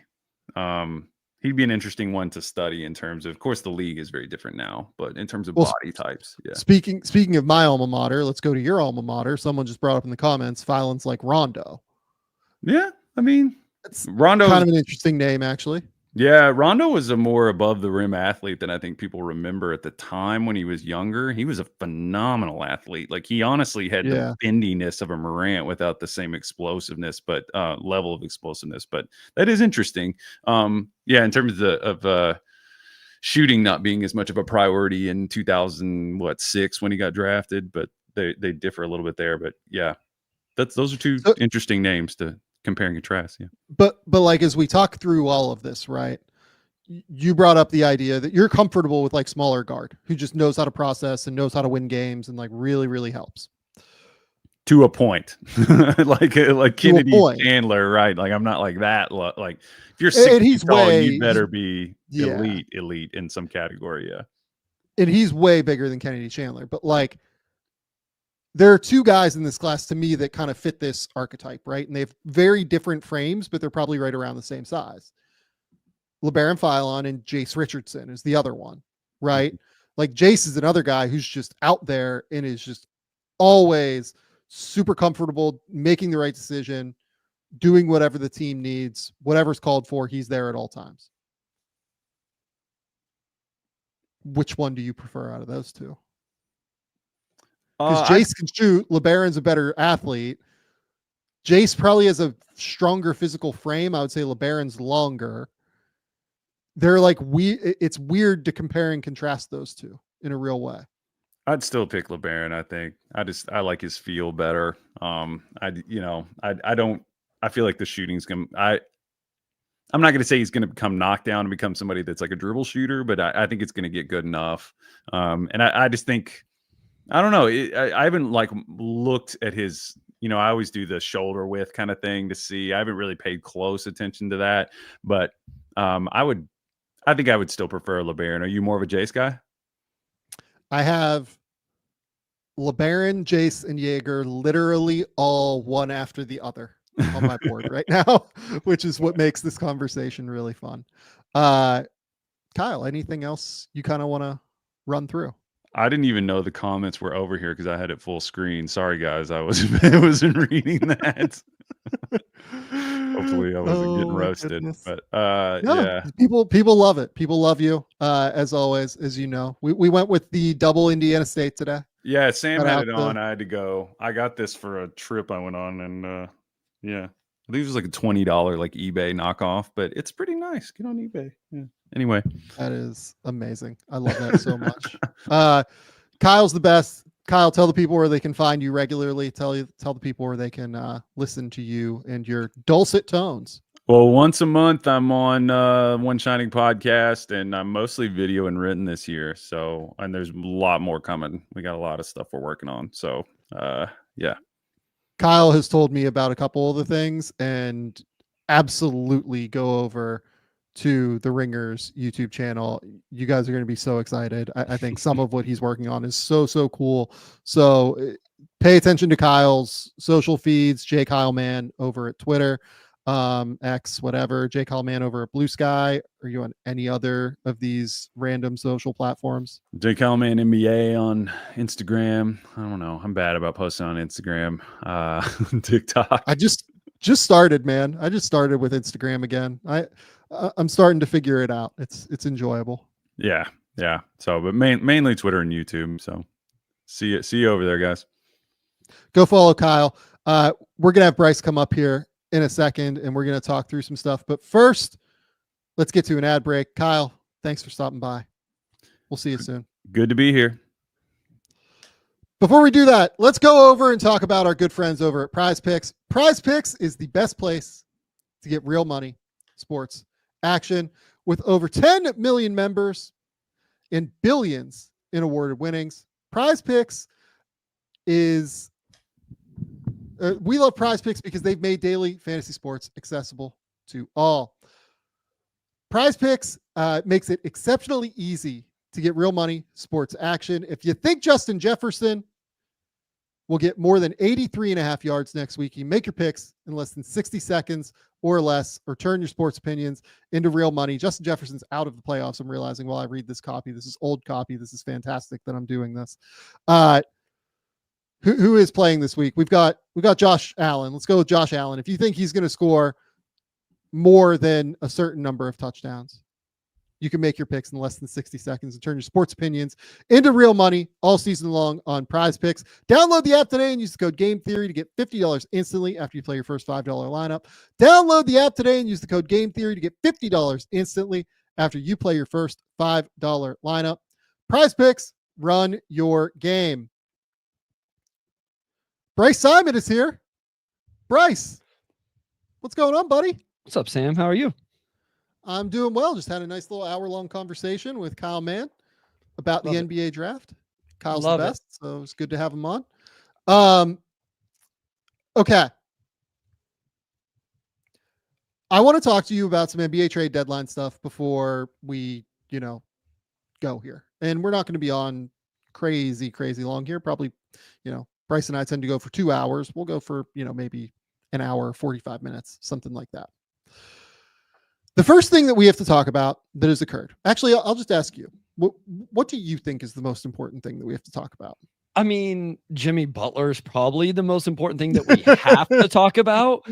I don't want to talk about it anymore, but we're an NBA podcast that talks about NBA storylines. And this is the biggest storyline of the deadline as things stand right now. So that is accurate. And where we're going to start is we're going to start with the Suns Jazz trade that we have not talked about that occurred a couple of days ago. So the Phoenix Suns on Tuesday traded their 2031 unprotected first-round pick to the Utah Jazz for 3 first-round picks. The trade gave the Suns an immense amount of flexibility to be able to do what they need to do, basically at the deadline now. Opens up potential avenues to trade picks, everything like that. They get the least favorable of the Cavs or Timberwolves pick this year, or Jazz, but they're already going to finish below those teams. That's going to be basically pick 29 or pick 30 because of where the Cavs are in this draft. They're going to get the 2027 pick from Cleveland, Minnesota, or Utah, the worst of those picks. So probably, I don't know, what do we want to call this? 25th, 23rd? Like, that's a charitable estimate. Could again be like 29 or 30, right? Yeah. And then the 2029 worst pick of Cleveland, Minnesota, or Utah, which to me, given again that it's the worst pick and you're really only, you have to bet against 3 teams, one of those teams has to be good. I'm going to guess that is a pick in the 20s as well. Yeah. At the end of the day, that feels fair. So basically 3 picks in the 20s for an unprotected 2031 first. Talking to teams around the league about this deal. Yes, people really like this for the Jazz in general. The Jazz have still, I think, 12 or 13 first round picks to use. It makes total sense. There is a real thought that Matt Ishbia, assuming he owns the team in 2031, which I think is a fair statement, that he is not going to let the Phoenix Suns ever just be like totally catastrophic in a year where they don't have their draft pick. Like, he's going to continue to buy and continue to figure out ways to like roll this over and have good players on the roster. Phoenix has a low state income tax rate. It's a warm place to live. A lot of people really like living in Phoenix. If you like to golf, like, Phoenix, fantastic place to go live. Like, they have a chance to be a real destination city moving forward. Having said that, like, on some level, I don't hate the idea of shorting the Phoenix Suns, if only because they are kind of a mess, it feels like, and they're continuing to go all in when there hasn't been a ton of evidence this year that they should. And they're just like doubling and tripling down in efforts to try and make it work. We have Washington that has all of their swap picks from the Bradley Beal deal. We have now Utah that has this pick. We have Houston that has their picks. Does anybody else have their picks? I can't remember. Does Brooklyn maybe have one? I think Brooklyn might still have a couple of their picks from the Kevin Durant deal. I can't remember a situation league-wide where it feels like at least 20 to 25% of the league is shorting one team in their future. But also, like, other teams around the league that aren't shorting their future, there is a sense that Matt Ishbia is just going to be competitive and he wants to win. Like, he's going to go for it. And, if he breaks even on the Phoenix Suns or, loses a little bit of money on the Phoenix Suns, like, he's just going to keep rolling it along. He's not going to be a typical owner that doesn't spend on the organization. So when you saw this deal, what was your immediate kind of reaction? My first reaction was like, what? They traded 1 first round pick in 2031 for 3 first round picks. How does this happen? And then obviously, as you get into the details, it makes sense. I understand what Utah was thinking. It could end up being not great, right? Like, that could end up, but I'm kind of with you where it seems like all of those picks are probably going to be in the late 20s. And so yes, it obviously would be bad to trade 3 late 20s pick for a 1 late 20s pick. But in the context of the Utah Jazz, where how many other picks are they already going to have those years also? So if I'm Utah, I'm looking at this a little bit of, I can't use all of these picks anyway. So if I can short the Suns, now where it's going to become an issue is if Utah wants to make a big swing at some point and all of a sudden they don't have the draft capital to do it. They don't have enough picks. They're going to be kicking themselves for not keeping a hold of them. I'm not sure how soon that's coming for Utah anyway. So it's definitely a risk for Utah. I guess I understand why they would try it. I didn't think of the Ishbia side of, because, right, like this is what you say with the Lakers. Like the Lakers are never going to be bad. So you don't want to short the Lakers, right? They're always going to be a free agency destination. They're always going to have a chance to go get a star. I didn't immediately think that with Phoenix, but it's a good point that with Ishbia, he may just say, we're going for it no matter what. We'll keep trading future draft capital. We'll keep the thing is though, the salary cap is the salary cap. The restrictions are the restrictions. Yeah. And so he can't just continue to throw crazy money at it because that's going to limit roster construction and moves and future draft picks, right? Like, isn't there a restriction on future picks if you stay above the second apron multiple years or something like that? So I still don't know that it's a bad call by Utah, but I understand the Ishbia side of he just won't let this team fall into that. Yeah, look, at the end of the day, I think it's probably a great call by Utah to do this. Just continue to go for it, right? And, you know, take these 3 assets that you feel like are almost certainly going to be in the 20s and trade them. Like, move on from them. That makes total sense to me. Like, I'm all for that. You're getting an immense upside swing on this 2031 pick, and you don't have to use it as a pick that you select a player with in 2031. This pick is going to have a lot of value league wide. That's true like too. You have an unprotected 2031 Phoenix Suns pick when everybody league wide is shorting the Suns long term. That's a good point. Yeah, there's probably somebody else that wants to do this and get into this business, right? So I love this trade for Utah. I think it makes total sense. No, that's true, because that I talked about the value of having draft capital to make a move, but you're right. Like this 2031 Suns pick is still going to have, and where one of these picks is 2025, again, where Utah doesn't necessarily need it. That pick is gone now, right? Like that's not future draft capital for them to make in a move. Now you do get one that you can still use in a trade. So it's really 1 versus 2 whenever you look at it from actual future draft assets to make a big move. And on top of it, like one other thing that I've seen Phoenix fans bring up is like, oh, like, you know, yeah, if we get Jimmy Butler, right? Like, let's say we have to rebuild, we're just going to be able to trade Jimmy Butler and Kevin Durant and Devin Booker for a ton of assets back, like Brooklyn did, right? I think for Booker, you would get a crazy amount of draft capital. Like, I think you undeniably, like, you would get a lot for Devin Booker. I will be very interested to see how much teams are willing to give up for Kevin Durant and potentially Jimmy Butler if they end up getting Jimmy Butler, and we'll talk about that in a second, if only because those guys are older than they were when they've been traded and when they have been traded. Like Jimmy Butler is not going to return, 3 first-round picks this year if he gets traded. Like I think there's a chance he gets 2, but I'm at least intrigued. I'm at least intrigued to see where this goes. On the Suns' part now, in terms of going to get Jimmy Butler, which it seems very clearly is what they're trying to do.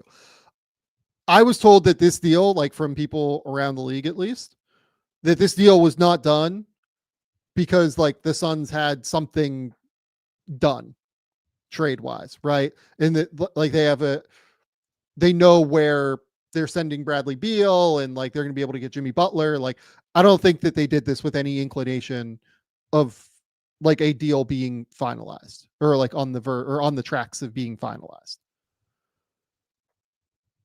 But it does make it easier now. Yeah. It makes it easier to get Jimmy Butler, which I think is the idea behind this deal. And on top of it, they have other things that they have to accomplish. Like they still have to move Yusuf Nurkic. To do that, like the easiest way to do that is probably to attach a pick. I still am partial to our guy Shane in the comments idea last week of, hey, like just take a shot on Pat Williams, see what happens. But the easiest way to move Nurkic is to attach a first-round pick to him. So they have to do that at some point, and that will be an interesting endeavor to try and move Nurkic. I don't know if they're going to get Jimmy. It's really going to be continuing to be contingent upon the simple fact of, can they send Bradley Beal anywhere? We'll see. I mean, we spent that whole episode talking through trade ideas and we kept getting to the same point. Let's just use Detroit, right? As the third team. And it was like, okay, well, if Detroit's going to take Bradley Beal and send players out because they still they can't absorb $50 million. So they're going to have to send guys out probably to Miami or whatever. How are you going to entice them to do that? Oh, well, you send them a first round pick. Well, then why is Miami trading Jimmy Butler to Phoenix if they're not getting anything? So what Phoenix accomplished here is now they could send 1 first round pick to Detroit for taking Bradley Beal and 2 first round picks to Miami for actually trading for Jimmy Butler. And then however you work out all the other players. And I'm not saying it's easy. It's no trade this size is easy, but it did help solve the problem. The crux of what we kept getting to was, how do you get Bradley Beal to Phoenix when Phoenix needs to send real assets to 2 different teams and they don't really have that unless you're trading Ryan Dunn or Oso or something like that along with it, which that's another thing, right? So you've mentioned that multiple times. So, or the other thing, like you just said, let's say you don't do the Bradley Beal deal. Now you can do something for Nurkic. You do have draft capital. You can do something with Nurkic. Maybe you could do something with somebody else and round out this roster the way you want. I mean, like Oso, you kept using Oso, right? Because it's a minimum deal. So like it's just easier to use. It's just easier to use. So they have more optionality now. Do they convert on it or not? It remains to be seen over the next, we're down to 12 days or so now, 13 days. Yeah. It just totally comes down to, is somebody willing to take Bradley Beal's contract? Yep. Chris Haynes reported yesterday that the Milwaukee Bucks are out on Bradley Beal. Basically, he said that a connection between the Bucks and Beal is non-existent. That was kind of a rumor that was going around kind of, front offices. And we've kind of speculated about the Bucks as being an option for a minute, but we didn't really Can I ask something about the Bucks thing? I keep Yeah. seeing people float trades where Brook Lopez just gets moved. Who do they think is starting at center if Brook Lopez gets traded? Bobby Portis.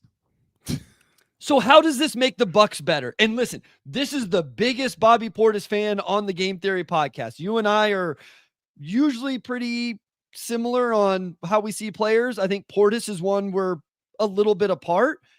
Definitely. They're not winning a championship with Bobby Portis starting at center. I like Bobby Portis because I think he's a good third big, whether it's the 4 or the 5, I think he's really good in the exact role he is in. I don't understand a trade that sends Brook Lopez out and doesn't return some sort of big to replace him. And don't tell me Yusuf Nurkic. Yeah, no, that definitely doesn't work. That can't be the answer. Yeah, I mean, look, we're in la la land with some of these trade things that keep getting thrown around. So it's almost not even worth speculating, wildly. People are trying to make a connection where Chicago could do Bradley Beal for Levine. Levine goes to Milwaukee and Milwaukee takes or Milwaukee sends Middleton to a 5th team, and because Miami doesn't want Middleton. I can break down all of the iterations that we want to, but at the end of the day, what all of this is contingent upon is somebody taking Bradley Beal.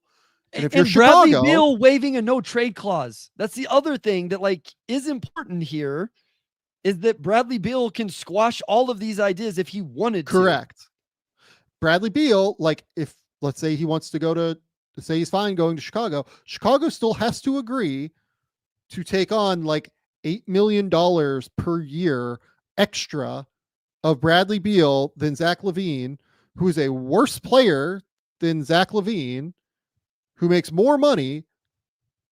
And they'd have to say, okay, yeah, a first round pick, maybe 2 late first round picks is enough to do that. I don't think it is. Again, if you use the value comparison of what their contracts are, Zach LaVine has 2 years and 90 million left after this year, something like that, right? Maybe 95. I forget exactly what the number is. Zach LaVine has, I believe, or Bradley Beal, I'm sorry. Bradley Beal has 2 years, 110, something like that left after this year. There's a $15-16 million difference in the two of them. Bradley Beal's probably like a $20 to $25 million a year player. 25, let's say, let's be charitable. So, something in that ballpark in terms of what his value is worth. That deal is like $60 million underwater. The going rate for a first round pick is like 12 million, something in that range. Zach LaVine's deal is like a little bit underwater. It's not like crazy underwater. It's a little bit underwater, I think. I would say he's probably worth like 2 years, 80 million, something in that ballpark, let's say, for the next couple of years. That's still a massive difference. Like that's like the difference in terms of like a negative $13 million contract versus a negative $60 million contract in terms of value. So that's like 3 to 4 first round picks in terms of what you'd have to add, like 12 million. Let's even say it's 15 million in terms of like, money value that teams have been willing to attach to picks to get rid of them in order to create salary cap space. Like I still don't think I do this for a late first round pick for Bradley Beal. Like even say it's 2. I don't think I do Bradley Beal and 2 late first round picks for Zach LaVine if I'm Chicago. No, I don't. 2 first round picks. But they're 2 picks in the 20s is the thing. Yeah. This isn't the trade I envisioned for Zach LaVine if I'm Chicago, I guess. Like, why do I want to bring Bradley Beal in, have a crazy contract, and like he's still probably halfway good enough that I still win games I don't want to win? Like it's not like I either want young guys or expiring contracts. That's what I want whenever I trade Zach LaVine if I'm Chicago. Okay, cool. Like you get 2 picks in the 20s to take on Bradley Beal's deal. Like you're still just kind of spinning your wheels at the end of the day if you're Chicago organizationally, right? So yeah. I just don't know why that works, right? Like I'm not sure why that works for anyone. I guess where it works, is if Zach LaVine's value is just that bad, right? Which I'm prepared for Zach LaVine to get traded for something that is way lower than what I would expect. Like I'm preparing myself if he gets traded for the return to be lower than what I think his value is based on how he's played this year. And so I think that's if you make the move then is you're essentially, yes, you're trading these guys out. You don't really care that you're getting a worse player. It's the same number of years on the deal and you get 2 first round picks to get less production when listen, I don't know Chicago's salary cap. Here's the thing, like these picks have no upside value because you're getting the worst of the 3 teams. Like the 3 teams and then you on need top all 3 of it, to tank. Let's even say that because Phoenix has flexibility that they've opened up now to be able to potentially trade their own picks, right? Those picks don't have value because Washington gets the upside because they did swaps for Bradley Beal when they sent Bradley Beal to Phoenix. So like those picks also don't have much upside. Yeah. No, I don't love it. But again, like I always love this time of year because I have what I think players' value is and return is going to be. And then there's always at least a couple deals that just kind of floor me because it's way lower, way higher than what I expected it to be. Yeah. No, I mean, Chicago's sometimes involved in those trades. I feel like my original point here continues to stand where I said, like, I still think a Jimmy Butler deal is exceptionally hard. Yeah. And like, I just don't know where it gets done because it involves somebody having to take Bradley Beal. And teams do it. Like now that they've split their picks, it's easier to do. Like it is undeniably easier to make a team, convince a team to take Bradley Beal than what it was previously. And to also get Jimmy Butler, because the whole other thing is you still have to send, as you said earlier, picks to Miami, because Miami needs to be incentivized to do this in some way. The easiest way is with Washington as an interlocutor. Toronto can also be an interlocutor with Bruce Brown and Chris Boucher. Washington has the Malcolm Brogdon, Johnny Davis, and Marvin Valanciunas? Bagley. No, he has 2 years left after, 1 year left after this one. Bagley's the one that's on an expiring. Oh, you're just talking expirings. Yeah. Expiring deals, yeah. So, like, those teams are easily utilized to be interlocutors. But Beal has to agree to go to the team, and a team has to agree to take Beal. Okay, so can I ask that question? We always talk about this where we just throw Bradley Beal wherever, right? Like, it's like, send him to Detroit, send him to Chicago, send him to Washington. Is there a team where this could make sense for Bradley Beal? Like, is there a team, like, let's not even think, we don't even need to get practical yet. We don't even need to figure the contracts and if that team has whatever. Like, is there a team even that you're like, hey, because Bradley Beal doesn't suck, right? Like, I realize the way we talk about him now, it's kind of become, and I'm not saying me and you, but like 17. No, like I said, he's still like a $25 million a year player. Like, he's 49, still 39. Better than he's better than like Kentavious Caldwell-Pope still. Yeah, he's like a perfect third guard. He'd be a really good. Is there a team that could use that? Like, is there a team out there where you could say like, hey, this actually makes sense for Bradley Beal to go play this team because of whatever the situation is, salary cap wise? Either they're already going to be over it, but under other aprons enough. You know, they could send out an expiring like you're talking about with Bruce Brown. Like, for what it's worth, I don't think Toronto's the answer here. Is there a situation out there where this could make sense for him? Because I don't know that we've asked that question yet.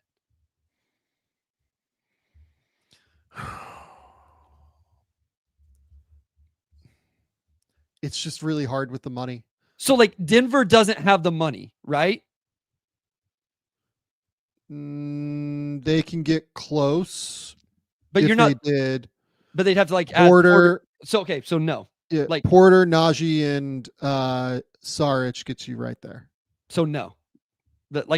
I'm not trading Michael Porter Jr. to bring in Bradley Beal, right? So like, correct. I just think like the way which is interesting team, right? Like Russell Westbrook staying in the starting lineup, Aaron Gordon coming off the bench. You add Bradley Beal to that bench with Stroud, like okay, but not conceivable. Like Orlando. Yeah, but like they can't do it because they get too expensive starting next or in 2 years with Paulo's deal. So like they can't take on that money. None of these other East teams are buyers in that way. Like you're not going to add him to the Rockets roster already. You're not going to add him. Yeah, to like OKC. The Rockets have zero reason to do this. Yeah. OKC's not. No. Memphis already has too many players. I mean, like there's a case for Minnesota maybe, but like if you're, but here's the other issue. Now that I'm thinking about it, Julius, they're both. Here we go. Let's go, Julius. Let's trade him. Again. Well, they're both second apron teams, so neither of them can aggregate. So like, you can't do this. You actually just can't do Minnesota. The effing CBA, Sam. It ruins all of our fun. Yeah. Yeah. Like, I mean, Sacramento, no. Golden State, no. It doesn't solve Memphis, Golden State's problems. No, they have Bane. Like Dallas, no. They have Luka and Kyrie. I mean, San Antonio could use another creator, but there's no way that they're locking themselves up for 3 years with Bradley Beal when they have Wemby. I mean, the Pelicans need to get off of some money. It feels like Atlanta has Trae Young and Dyson Daniels, and they're going like to build around length. It feels like more than what anything. About the Clippers off the like what? Let's say the Clippers think they have a real chance. They think Kawhi's Powell, and Powell's been better than Beal this year. No, I know. Let's say they think they have a real chance. Like they think with Kawhi's going to stay healthy, this defense is legit. Could he come in and provide scoring off the bench? Sure, but they're not going to do that. Like if they're bringing him off the no team that is envisioning Bradley Beal as a player that like comes off of the bench is going to take the 50 million. Then this is thought process is a fail, because like that's the only that was the only way I was looking at it, is like we can absorb the money for him to be our sixth man, even though he's way overpaid for a sixth man. Then so there's not. The answer is no. Like there isn't a place where a team would go like Bradley Beal makes sense for us. So there are two teams that I look at if Milwaukee's not going to do it, right? Like let's say Milwaukee's out because Chris Haynes is good at this. The first team, Chicago, Bradley Beal's coach, Billy Donovan. Sure. You know, an organization that makes incomprehensible decisions regularly, right? So like, but that's the thing. Like we're considering this logically. Sometimes we have to take off our logic hats and understand that like some people just think about basketball differently than we do. And that's okay. In the Bulls case, it hasn't been okay, but like people think about things differently than we do. Okay. Chicago could reasonably assess if they get 2 first-round picks that Bradley Beal is a player worth doing. Right. I could talk myself into understanding that just in terms of 2 first-round picks or 2 first-round picks, and there's value there. So sure. And sending LaVine out. The other thing that they can do actually as well, and this would be way complicated, is they have the Lonzo and Vooch money too. They could try to pair Bradley Beal with Zach LaVine if they want to. Like they have enough wiggle room to where you can make things work. Because if you send Vooch to like Golden State in a sixth, like as like a sixth team here, and then Golden State sends back Gary Payton and Kevon Looney, both of whom are on expiring deals, that gets like kind of funky. Like you can figure out a way to, make the money work there.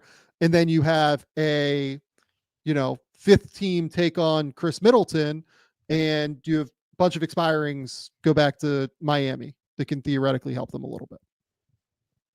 I'm not saying this is a good idea. Again, I'm just trying to rule out like all possible outcomes here for Chicago, right? None of this would be good for Chicago. If I'm Chicago, I am just trying to trade Bradley Beal and get cap space and rebuild. Zach LaVine. Basically. Zach LaVine, I'm sorry. And if I can get a first round pick for Beal, great. Or LaVine, great. If not, okay. The other team that I think you can make a somewhat reasonable case for is the team behind you in the Detroit Pistons. I don't think this is something they will do. I want to be like abundantly clear about that. I don't think it makes any sense for them to do Bradley Beal. I would not want to pair Beal with Cade. I would not, like, it's just not what I would want to do. But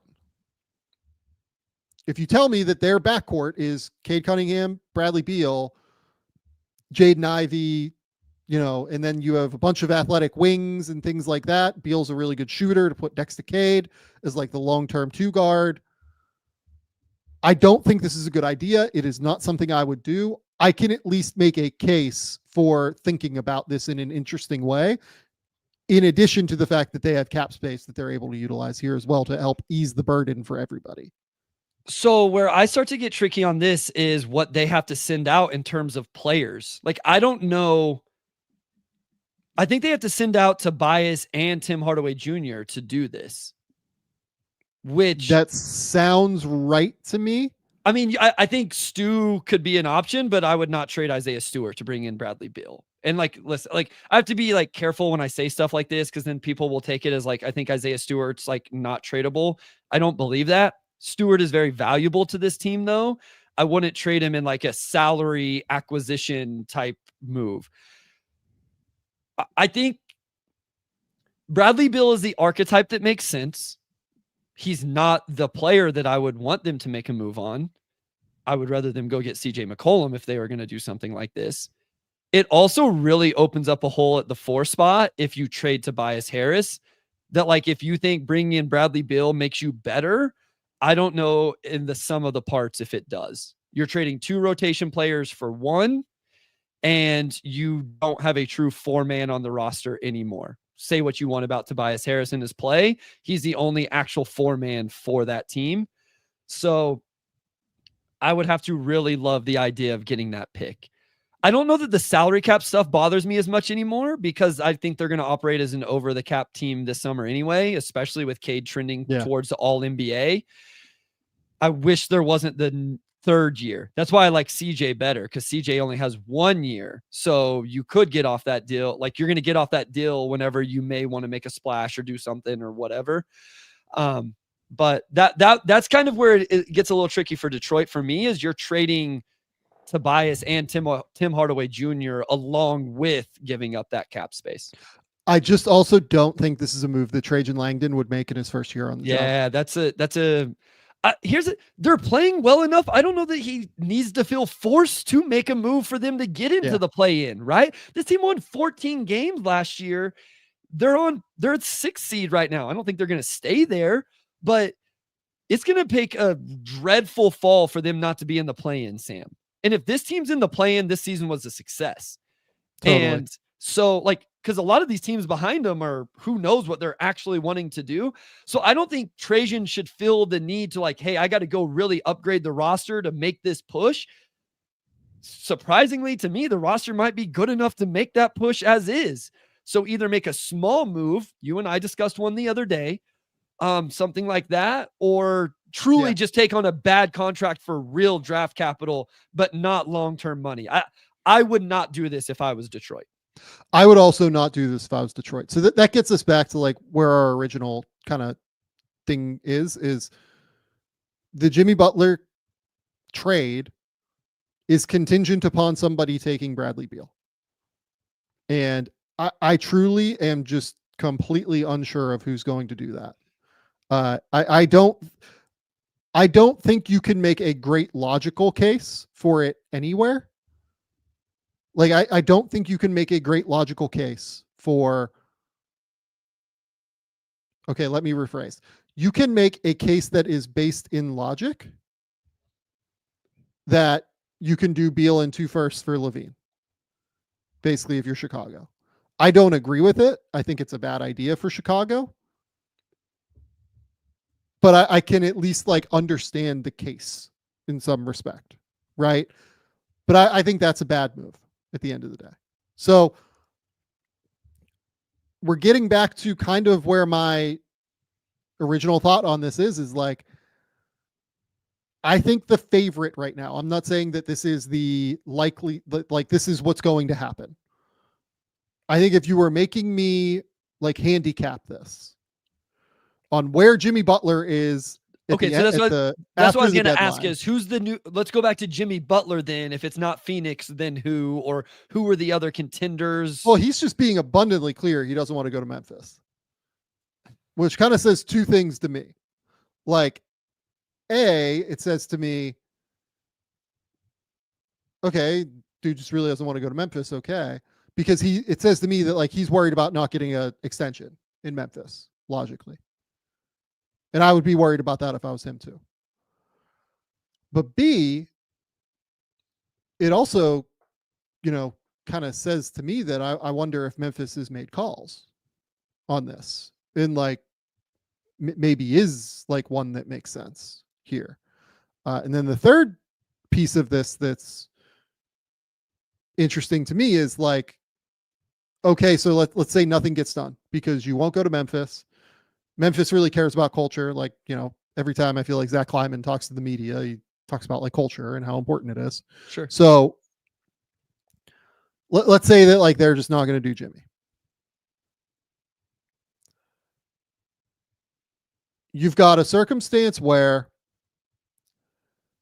maybe like a team like Milwaukee pops up and tries to do like a Middleton 4-team deal where they're willing to do like Middleton, Portis, and Connaughton and try and take Jimmy back like for themselves, maybe.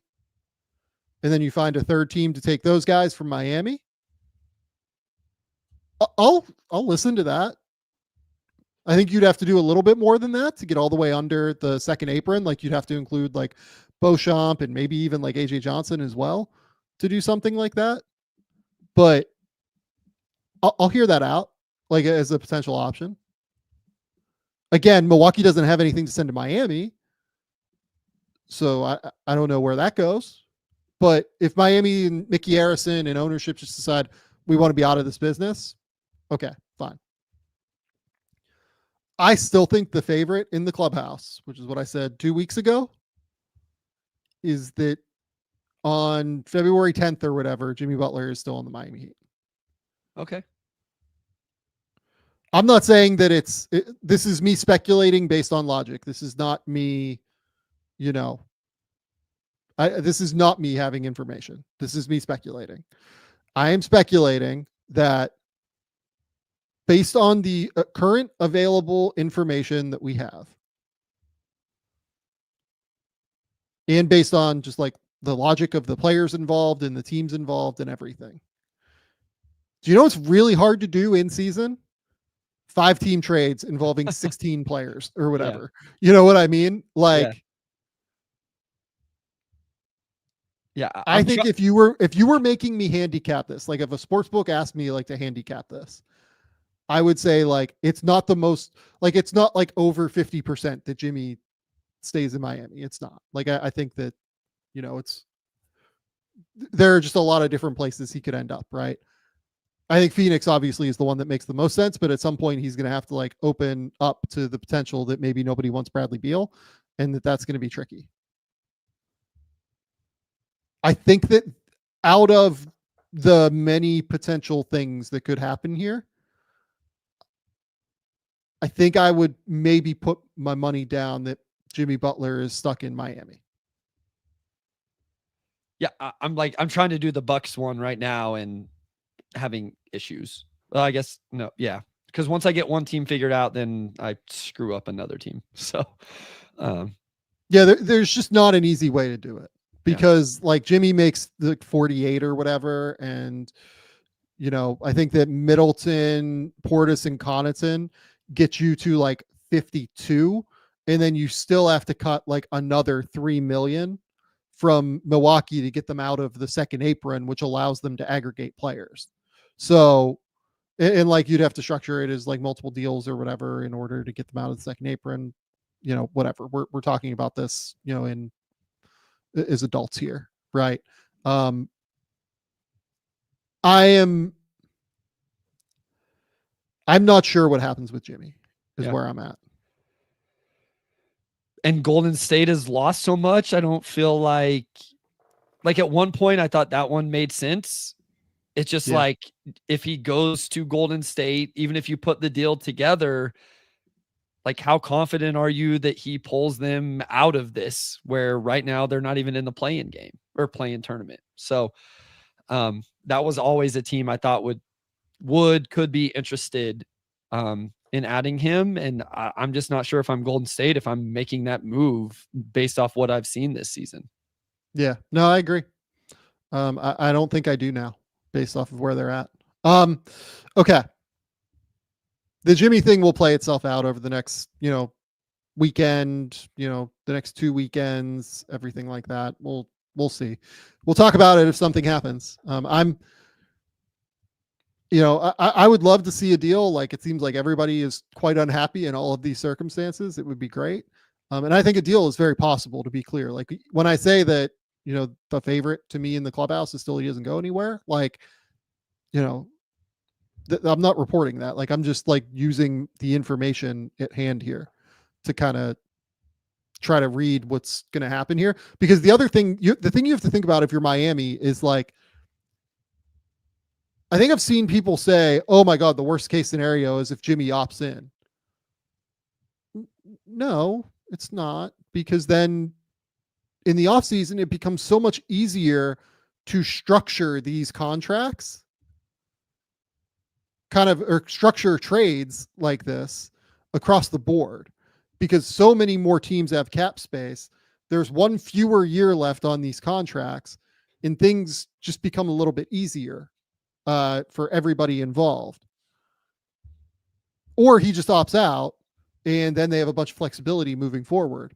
So like, they're not going to take back any future money. Like we've seen what happened this year with the Clippers, right? The Clippers look great right now because they were able to like kind of string together a bunch of moves like Derek Jones and like Chris Dunn and, you know, really, really good players, bring them in and then make it work from there on, you know, low, long-term, you know, concern contracts, right? Like they're short-term contracts. That was a terrible way to say that they're short-term contracts.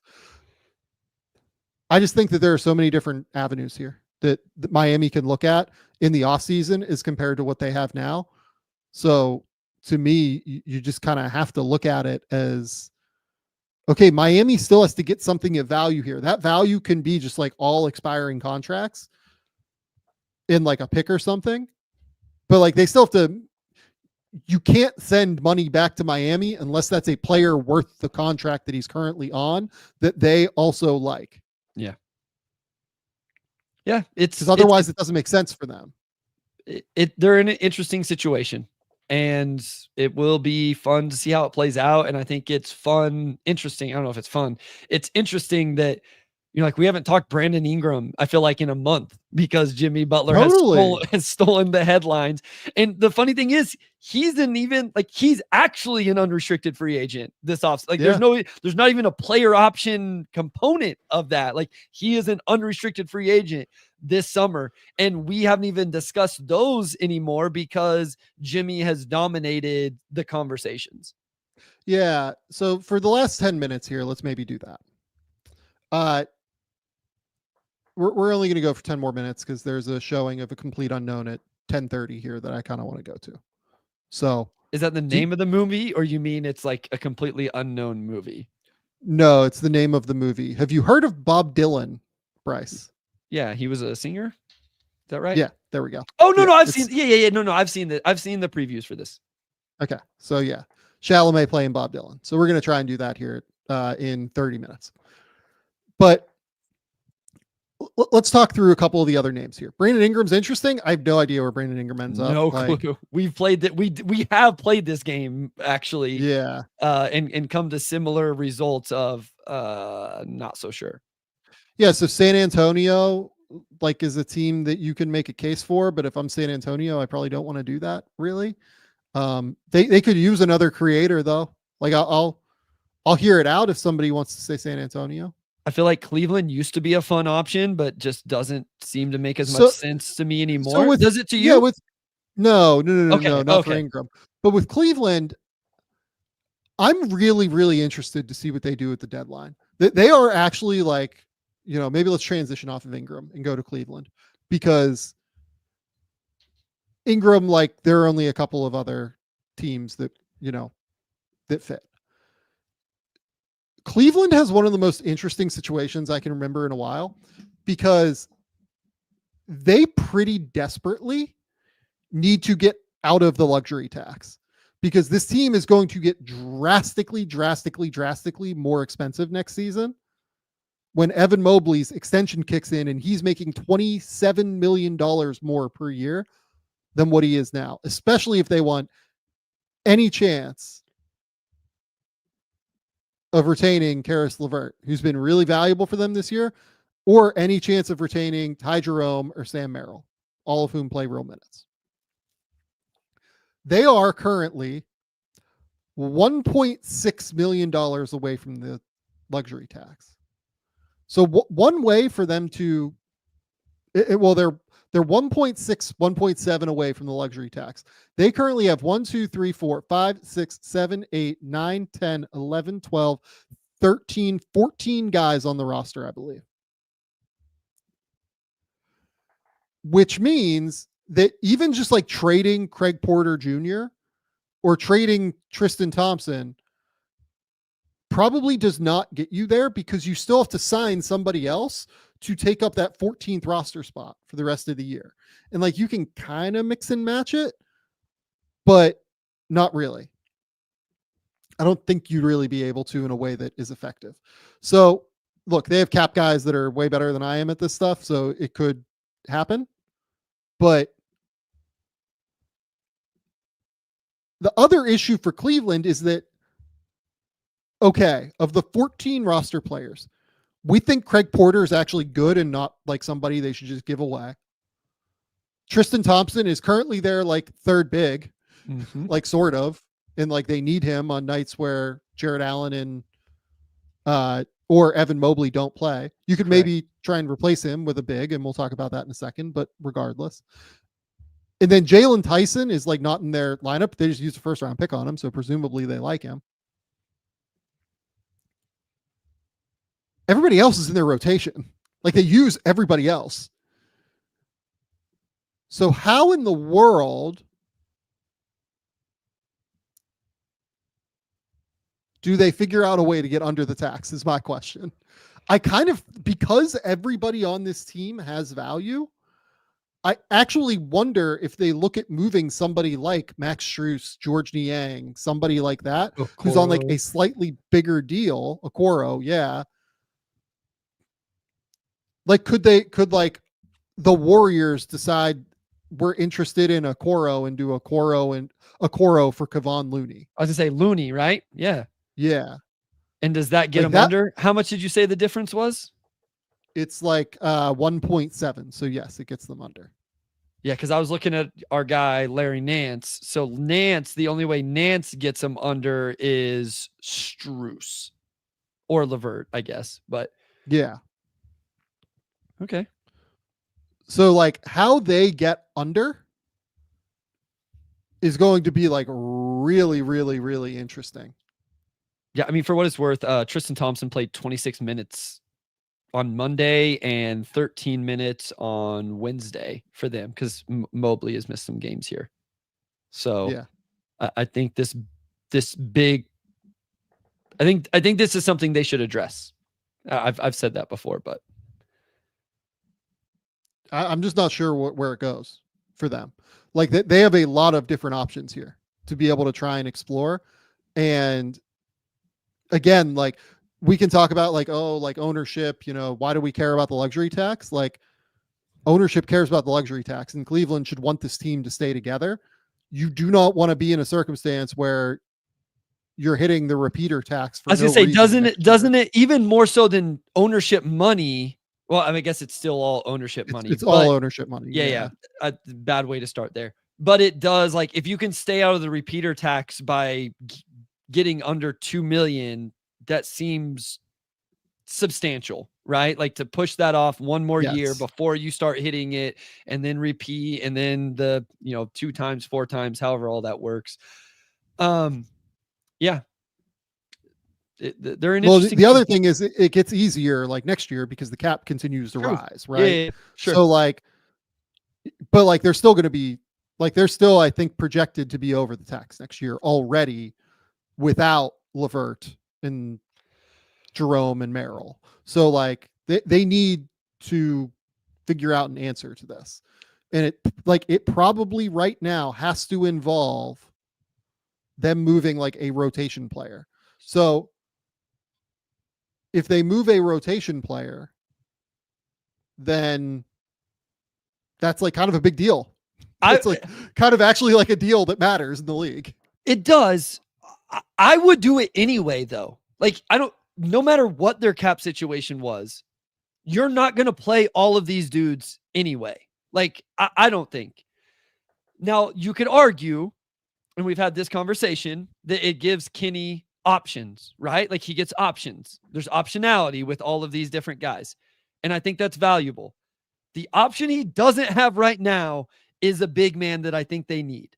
And so I would do this irregardless of whatever this conversation about the cap and getting under the luxury and all of that.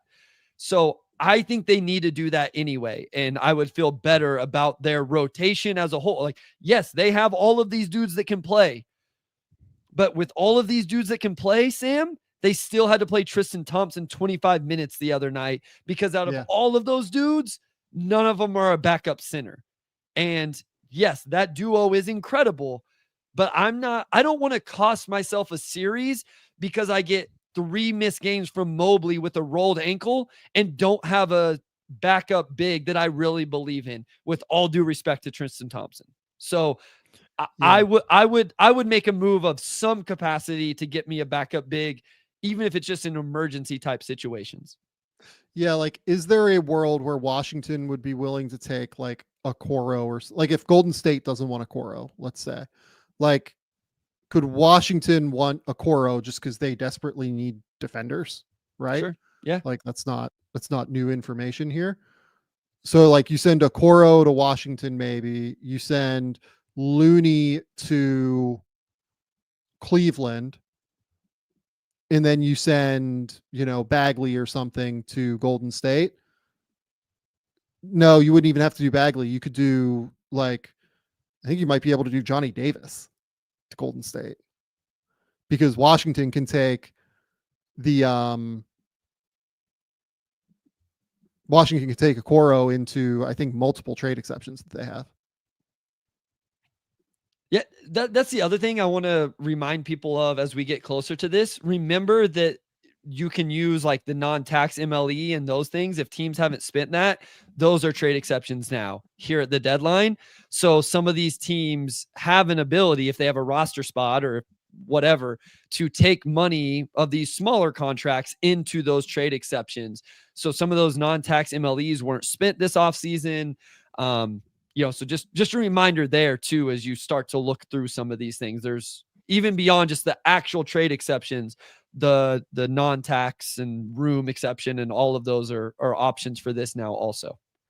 Yeah. Like just straight up here, I've like done this now. The Cavs, Wizards, and Warriors can do like a Kevon Looney, Isaac Okoro, Johnny Davis swap if they want to, and like send picks any way you want to, right? That's kind of an interesting one to me.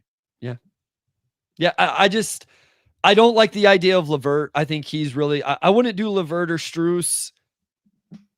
I have to think about it more, like between Okoro and Niang, but I don't hate them looking to make a move for a big. I think it is something they should do. Yeah. I think they should make a move for a big, and if they get Looney, like that'd be really helpful. Yeah. He's playing and again now, and he looks useful again. And if it's only like 10 minutes a night in the playoffs, we know Looney can play in the playoffs. Like that would be like my ideal move for them. Like I'm sure Golden State would want picks to do this. Like they, but if you're Cleveland, like I probably am willing to spend, like maybe you could get Washington to split the cost. Like maybe Washington sends, Golden State a second round pick or something, and then Cleveland sends Golden State a second round pick, and everybody's happy here. Yeah. Yep. I don't know. That feels interesting to me. Okay. Last idea I have for you, Bryce, that I want to run by you. We've talked a lot about this NBA draft and shooting and how we're questionable on the shooting in this draft, right? Yeah. I mean, we did the names the other day, and I think I ended up struggling to get the 5 names I really, really liked. So the San Antonio Spurs need shooting. And like, if you listen to any of their fans, they will tell you like shooting is our number one priority right now. Okay. Why don't we just do Cam Johnson to San Antonio? Sure. That's actually the spot that like I've been looking at, because like you and I don't think Cam Johnson is quite worth 2 first round picks, right? Short answer is no. So if you think that, San Antonio has those 2 Atlanta and San Antonio picks this year. What if you did something like one of their future firsts, they have like 11 or 12 of them or whatever, to Brooklyn, just like top 4 protected or whatever. And then instead of a second round pick, what if you swapped one of your first round picks this year with one of Brooklyn's first round picks this year? So like you can say like the worst of the Atlanta and San Antonio pick gets swapped for the worst of the 3 picks in the 20s that Brooklyn has. I think it's Milwaukee, the Knicks, and Houston, maybe. I think it might be Houston. Let's say that's like basically going to be like something like a 10 to 12 to 15. You're moving trade up. You're moving They're up trading 10, up. 10 spots in this draft plus a future first. Yes. For Cam That- Johnson. That sounds more reasonable to me. For Cam Johnson. That sounds way more reasonable to me, right? Yeah. Yeah, That feels like I would a want to fun know deal. those spots a little bit more clearly, but in general, yes. Because I'd want to like look at my board and have a feel for like tiers and where because things break at a certain number, right? But It could, yeah. in general, I think that makes me feel better than straight up all first round picks aren't created equal. We all know this, but that makes me feel better than like straight up. And I like that for Brooklyn. Even though I like the 20s of this draft, I don't know that I need 3 of those. So That's the thing. able, Yeah. Like if you're Brooklyn, like you don't need 3 picks in the 20s. being able to get up there would be enticing to me. Like that would be real value for me, I think, depending again where exactly that number is, plus the extra first. The argument, I guess, for Brooklyn against doing that is like your swing on an for San Antonio is that's not going to be so high that you feel like you're getting a real upside swing though. If you're San Antonio, right? Like if it's the I guess worst of those 2 picks, Atlanta Who is and it? San Antonio. Oh yeah, right? yeah. Yeah. Like you're probably covered in terms of like, I mean, It's there's not no gonna way end up that in the, both of those picks end up in the top 4, right? yeah. Okay. Yeah, because if San Antonio ends up out of it in the West, Atlanta's still going to get in the East. So that's not going to be a lottery pick no matter what. We're talking like, Even if it is, it might be like 12 or, something like that. true. Atlanta could get in the play-in and then lose. Yeah. Yeah. So it's like a max of 10 spots from like 22 to 12 or something like that. I would say it's a max of 15. It could be like, if it's the worst pick of that group, it could be like 11 to 28 or something. You're doing the worst of the other group, not the best. You could do the middle of it too if you want to, but like, Yeah. that's negotiable. Yeah, I think it's interesting. Again, it's semantics now. In general, I like that idea better for San Antonio than just straight up giving 2 first-round picks. Yeah. And I'm skeptical anybody's going to want to give 2 first-round picks for Cam Johnson, like just straight 2 first-rounders. But like the difference between those 2 picks, like if you go 10 to 15 slots in the first round, that's like equivalent value to a first-round pick. If you go back through history, look at trades, like it tends to take that much to move up that spot. So I don't know, like that's an interesting way to like circuit break this in terms of negotiations. What is and then what has to go back salary? It could be like either Keldon Johnson or Harrison Barnes. Yeah. Okay. They both get it done easily. Or I think Zach Collins gets it done. I was putting, Collins gets it done also. Okay. All right, cool. Yeah. All right. That's sometimes I feel like we put those trades together and it's like, actually though, to make the money work, you have to put a player in there that you kind of like. But no, they can figure out the money super easily. Yeah. They're okay there. Okay, cool. Yeah. That was my fun trade idea for the day. No, I think just for San Antonio in general, that's a really interesting idea for them in terms of, like you say, spacing.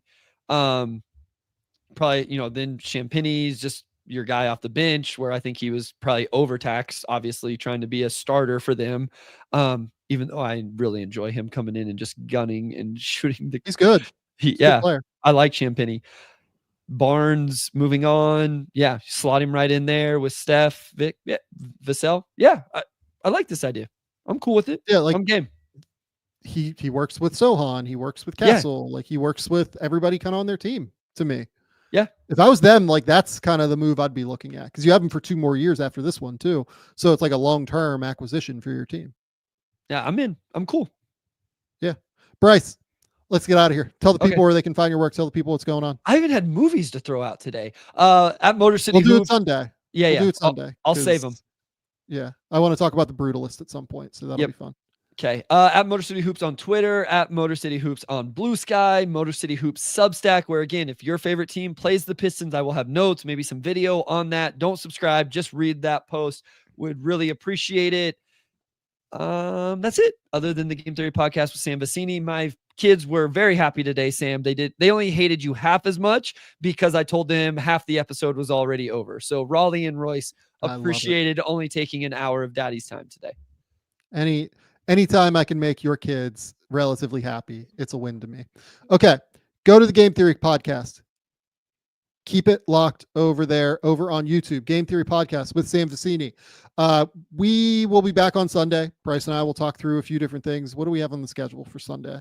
Do we have anything yet? Actually, we remember. Did I say this might be one of those.